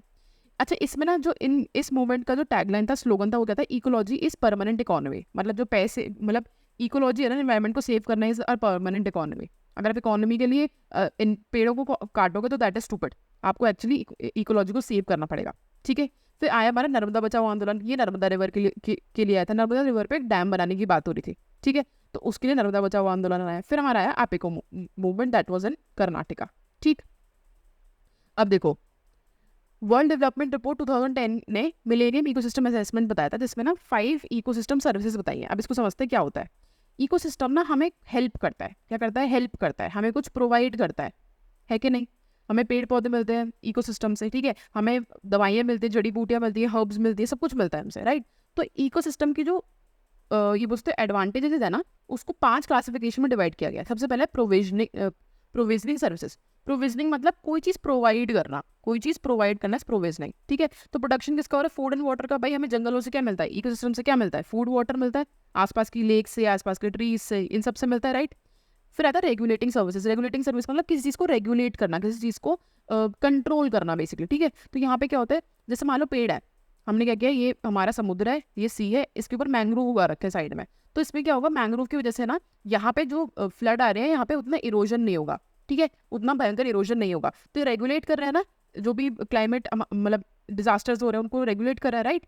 उसके अलावा क्लाइमेट एंड डिजीजेस को भी कंट्रोल कर रहा है। फिर आता है सपोर्टिंग। सपोर्टिंग मतलब किसी चीज़ को सपोर्ट करना, है कि नहीं। तो यहाँ पे क्या होता है, न्यूट्रिएंट साइकिल, पॉलिनेशन वगैरह सबको सपोर्ट कर रहा है इकोसिस्टम, है ना। फिर आता है कल्चरल सर्विसेज। अब देखो हम लोग क्या करते हैं, हमारे धर्म में जैसे क्या लिखा है कि ना, हम लोग जैसे अलग अलग ट्राइब्स होता है, तो वो लोग क्या करते हैं, एयर को, वाटर को, इन सबको पूछते हैं। ठीक है, हम क्या तुलसा जी को पूछते हैं, जो तुलसी माता बोलते हैं इनफैक्ट, है ना। It is we don't treat plant just like plant, हम उनको गॉड गॉडेस का दर्जा देते हैं। इससे क्या होता है, हम इकोसिस्टम को प्रोटेक्ट करके रखते हैं। क्यों, क्यों क्यों हम इनको इतना भगवान की तरह ट्रीट करते हैं पेड़ पौधों को? क्योंकि हम इनकी वजह से तो हम हैं, इन्होंने तो हमें ऑक्सीजन प्रोवाइड करी है, इन्होंने तो हमें फूड प्रोवाइड किया है ना? तो इसलिए कल्चरल सर्विसेज हो गया, ठीक है। पूजा होती है, सीक्रेट ग्रूव्स होते हैं, मतलब ना कुछ पेड़ पौधे होते हैं हिमालय से मिलने को मिलता है, यहाँ पे पूजा होती है उन पेड़ों की। फिर प्रिजर्विंग सर्विसेज, ठीक है, मतलब बेसिकली किसी चीज़ को प्रिजर्व करके रखना। तो कितनी सारी species of plant and animal को प्रिजर्व करके रखती है। सिंपल, आगे बढ़ता है। अब देखो थोड़ा सा बस और बचा है, उसके बाद नेक्स्ट क्लास में करेंगे। कुछ फैक्ट्स इनको याद करना। Eucalyptus is environmental evil, star mark कर लो। इन्वायरमेंटल ईविल लिख के पूछेगा विच of the following species is environmental evil. Eucalyptus है। यूकेलिप्टस पहले इंडिया में ग्रो नहीं होते थे, उसको इंडिया में लेकर के आए थे। इसकी ना जड़ें बहुत ज़्यादा गहरी होती हैं और ये अपने आसपास का सारा पानी को एब्जॉर्ब कर लेते हैं। तो इसके आसपास कोई और ट्री नहीं जिंदा रह पाता। मान लो यूकेलिप्टस उगा हुआ है ना अगर यहाँ पे, तो यहाँ पे कोई और ट्री नहीं जिंदा रह पाएगा क्योंकि ये सारा का सारा पानी खुद ही एब्जॉर्ब कर लेता है, ठीक है। It absorbs too much of inland water and decrease water level, right. Australia में मिलता है ये। अब दो टाइप की इकोसिस्टम देखना, एक होता है लेंटिक इकोसिस्टम, लोटिक इकोसिस्टम, ठीक है। लेंटिक क्या होता है? स्टैटिक, मतलब जैसे कोई लेक हो गया, पॉन्ड हो गया, ऐसा पानी जो मूव नहीं कर रहा है, दैट इज लेंटिक, ठीक है। Pond, lake, swamp, marches. Lotic का मतलब क्या? पानी मूव कर रहा है, जैसे रिवर, समझ गए। अब आता है हमारा इकोटोन। ये अलग अलग एक एक टर्म्स है, पीवाईक्यू में आ चुके हैं और ये बहुत रिपीट होता है, तो प्लीज इनको ध्यान से पढ़ो, ऐसे मत सोचना कि बस कुछ भी है, ठीक है। इकोटोन क्या होता है? ये यूपीएससी में भी आ चुका है। इकोटोन क्या होता है? दो अलग अलग कम्युनिटी के बीच का एक ट्रांजिशन जोन होता है। मान के चलो जैसे ये है एक ग्रासलैंड, ठीक है, और ये क्या है? एक डेजर्ट। तो ऐसे थोड़ी ना ये लाइन है, यहाँ तक ग्रासलैंड है, यहाँ पे डेजर्ट आ जाएगा, बीच में ट्रांजिशन जोन होगा, है कि नहीं। दूसरा एग्जाम्पल लेके चलते हैं। मानो ये है एक मतलब पॉन्ड है और इसके आसपास ये लैंड है। तो ऐसे ये थोड़ी ना होगा कि यहाँ से तो हमारा मरीन लाइफ स्टार्ट है, यहाँ से हमारा टेरेस्ट्रियल लाइफ स्टार्ट है। ऐसा नहीं, ट्रांजिशन जोन होता है, पानी का लेवल ऊपर नीचे जाता रहता है, तो there is a transition zone. इसको हम क्या बोलते हैं? Ecotone. दो अलग अलग लैंडस्केप के बीच में हमारा एक कॉमन एरिया, ठीक है। तो इसको क्या बोलते हैं? इकोटोन। इकोटोन में ना कुछ कुछ एरिया में बहुत high type of densities of few species आपको देखने को मिलेंगी। इसको बोलते हैं एज इफेक्ट। क्या बोलते हैं? Edge effect. इसको ऐसे मान के चलो, जैसे ये पॉन्ड है, ठीक है, और ये क्या है? टेरेस्ट्रियल लैंड है। तो आप देखना पॉन्ड का ये वाला जो एरिया होता है ना, यहाँ पे सबसे ज्यादा बर्ड्स आपको देखने को मिलेंगी। बर्ड्स जो ना लैंड पे इतनी बर्ड्स होंगी ना पानी के अंदर, तो ऑब्वियसली नहीं होगी बर्ड्स, बट यहाँ आपको बहुत ज़्यादा अमाउंट ऑफ बर्ड्स देखने को मिलेगी। क्यों? क्योंकि यहाँ पे बर्ड्स को खाने के लिए अच्छी खासा फिश है, ठीक है, इंसेक्ट सब कुछ उसको देखने खाने के लिए मिलेगा। तो यहाँ पे हम क्या बोलेंगे? यहाँ पे एज इफेक्ट आ रहा है। यहाँ पे जो बर्ड्स की पॉपुलेशन है वो लैंड और वाटर दोनों से ज़्यादा है, समझ गए। अब देखो इकोसिस्टम टर्म किसने दिया था? एजी टैंसले। याद रखना है, बहुत इंपॉर्टेंट चीज़ है, आएंगी इक्वेशन में, ठीक है। फिर ऑर्डर ऑफ प्रोडक्टिविटी की बात करें, प्रोडक्टिविटी डिक्रीजिंग, मतलब कि प्रोडक्टिविटी का मतलब क्या होता है? जो बायोडाइवर्सिटी होती है प्लांट एंड एनिमल कितनी ज़्यादा से कम देखे, तो सबसे ज़्यादा किसमें? मैंग्रोव्स में, then grassland, lake and ocean, ठीक है। उसके अलावा आते हैं हम यहाँ पे, देखो ये सब हमने ज्योग्राफी के उसमें किया है, ज्योग्राफी के जो भी क्लासेस हमने उसमें अच्छे से रिवाइज किया है। हेलोक्लाइन, थर्मोक्लाइन हमने देखा था, क्या होता है? ये पानी है हमारा, ठीक है। यहाँ पे हमें देखेंगे एक सडन डिक्रीज इन टेम्परेचर देखने को मिलेगा, तो दैट इज थर्मोक्लाइन। एक सडन इंक्रीज इन अगर हमें देखने को मिलता है जो भी सॉल्ट्स हैं, उसको बोलते हैं हम हेलोक्लाइन, ठीक है। तो पाइनोक्लाइन के एक डेंसिटी ग्रेडियंट है, ठीक है, जहाँ पे हमें sudden difference in density of water देखने को मिलेगा, समझ गए। अब आता है हमारा देखो आर्नेस, इन्होंने कौन सा टर्म दिया था? डीप इकोलॉजी, ठीक है। इकोलॉजिकल नीश टर्म किसने टर्म दिया था? That is Joseph Grinnell. अच्छा आप पूछो, आप इकोलॉजिकल नीश क्या होता है?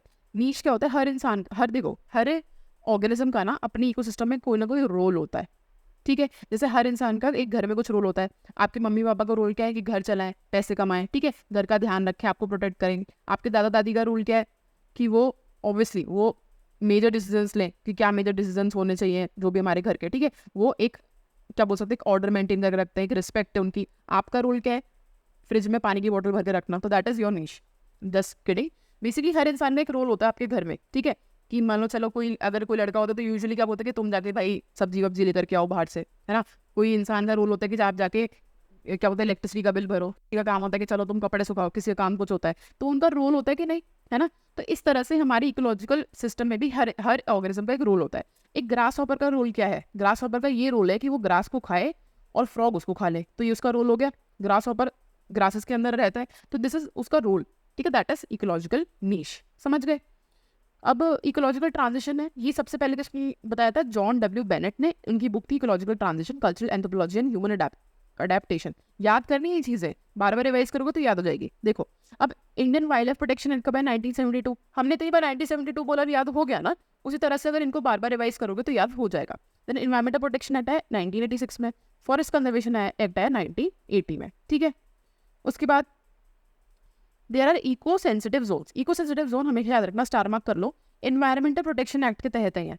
इकोनॉमिकल सेंसिटिव जोन में हमने क्या किया है, मान लो कोई भी एरिया इसको हमने प्रोटेक्ट कर रखा है, कोई नेशनल पार्क है, ठीक है। तो नेशनल पार्क के ऐसा नहीं है कि नेशनल पार्क की बाउंड्री है, यहाँ तक तो आपको जो करना है करो और इसके अंदर फिर आप कुछ भी नहीं कर सकते, ऐसा नहीं होता। There is a zone of transition. तो किसी भी प्रोटेक्टेड एरिया के बाद एक जोन ऑफ ट्रांजिशन होता है, जहाँ पे जो इकोनॉमिकली बहुत सेंसिटिव होता है, वहाँ पे काफ़ी सारी एक्टिविटी अलाउ नहीं होती है। जैसे वहाँ पे माइनिंग अलाउ नहीं है, या वहाँ पे आप बोल सकते हो पोल्यूशन करना अलाउ नहीं है। तो इस एरिया को हम क्या बोलते हैं? Eco sensitive zone. Eco sensitive zone कौन से एक्ट के तहत है? Environmental protection act. Star mark कर लो, this can be asked, right, and it has already been asked in UPSC. तो यूपीएससी के भी क्वेश्चन ना डायरेक्टली उठा के यूपीपीसीएस में दे देता है या बीपीएससी में दे देता है, तो इस चीज़ का ध्यान रखना है, ठीक। तो यहाँ पे कहते हैं eco sensitive zone, the vehicles used for commercial activities in ecosystem zones have been regulated but are not prohibited. Hence, except agriculture, rest of the human activities are not prohibited, but some of the restrictions and some of them have been regulated. मतलब ecosystem sensitive zone में हम बहुत सारी चीज़ों को रोक देते हैं, कुछ चीज़ें अलाउ करते हैं, ठीक है। So that's it for today. अच्छे से जाओ, रिवाइज करो, जो रटना है उसको रटो अच्छे से, स्टार मार्क जो मैंने बोला है उसको बहुत अच्छे से करना है, ठीक है। बाकी हम नेक्स्ट क्लास में करेंगे। So all the best, take care.